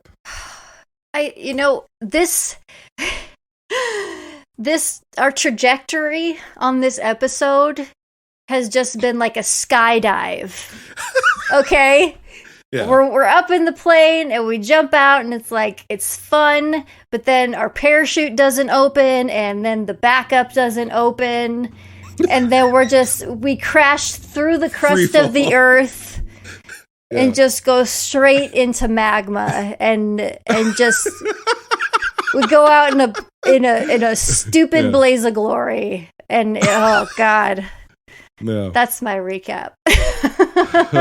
Well, the worst of the week for me is Alien vs. Predator Requiem. I give it a 0 out of 10. I nominate it for the anti-vault.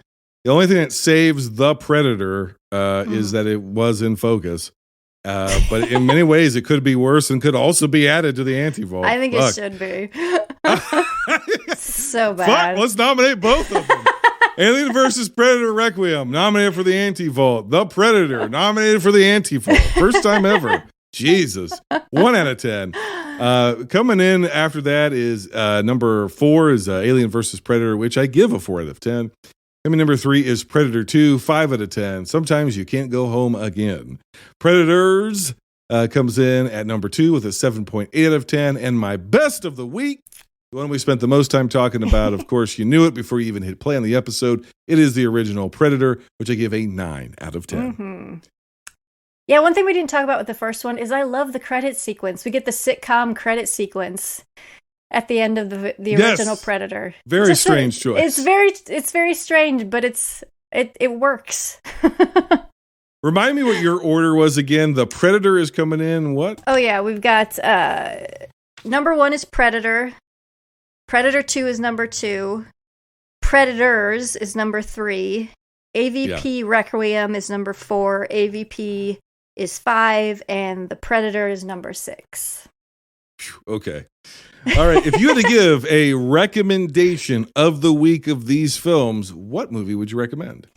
I would say Predator 2 because I think a lot of Your people goddamn mind. A lot of people wrote it. I'm not copying it. I don't know what you got. Because I think people wrote it off a long time ago, and I think they should revisit it. Because there's some cool shit in that movie. There's some cool stuff.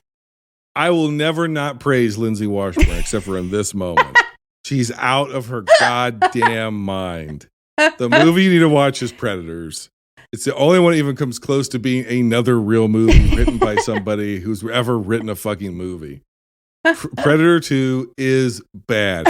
If you want to watch a movie that is just a giant misfire of a film, but it is somehow still in this franchise leagues ahead. Oh yes, of everything on the back end. And I guess watch Predators 2, but I gotta disagree. That's why I say you should go back and watch it because it kind of gets shit on a lot, but there's so much worse in this franchise. There's so much worse. That I will agree with you on. On our next episode, we rank Tom Hanks films of the 1990s, which includes Joe versus the Volcano, The Bonfire of the Vanities, That Thing You Do, You've Got Mail, and The Green Mile.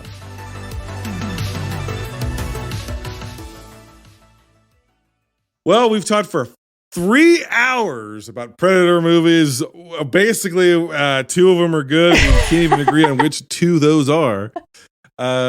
So I think I've held you up long enough. I strongly disagree with your take on Predator 2. But I didn't going into this. I was right there with you. Hey, it's all right. Which is always the experiment of doing these binges like this. Is like all of a sudden you're like, I thought I knew what I thought about this movie, but you don't. So you're always, sometimes your mind gets changed even as the reviewer or the film critic, as it were. Speaking of reviews, where can we find you? I know you got your own YouTube channel. I know you're working with Bad Movie Night. What do you got going on in the first half of 2022 that we should be on the lookout for? Well, I'm trying to get a more regular upload schedule. I don't know if that's going to happen. I go in, I make plans and it doesn't always work out, but I've got a ton of episodes of I Love This Movie, where we take a movie that isn't talked about a lot, that people do love. You should check those episodes out. The most recent one we've done Romancing the Stone, Deep Rising. Yes. I've got one coming out for The Long Kiss Goodnight, There you go. which I need to edit. I do VHS haul videos. Right now I'm editing a big mail haul where I saved my VHS mail for a month and opened up those. I really want to see this. I really want to see this one. I got this. Because I'll start to. There's a couple in there that you know about. There's a Binge Movies hand-picked VHS that's in there. Yes, there is. So you gotta check out the channel for that. And then, of course, I'm on the Bad Movie Night channel, where we talk about bad movies, which I love. Sometimes I'm the sole champion of some movies. I feel like that's probably which true. Can get interesting.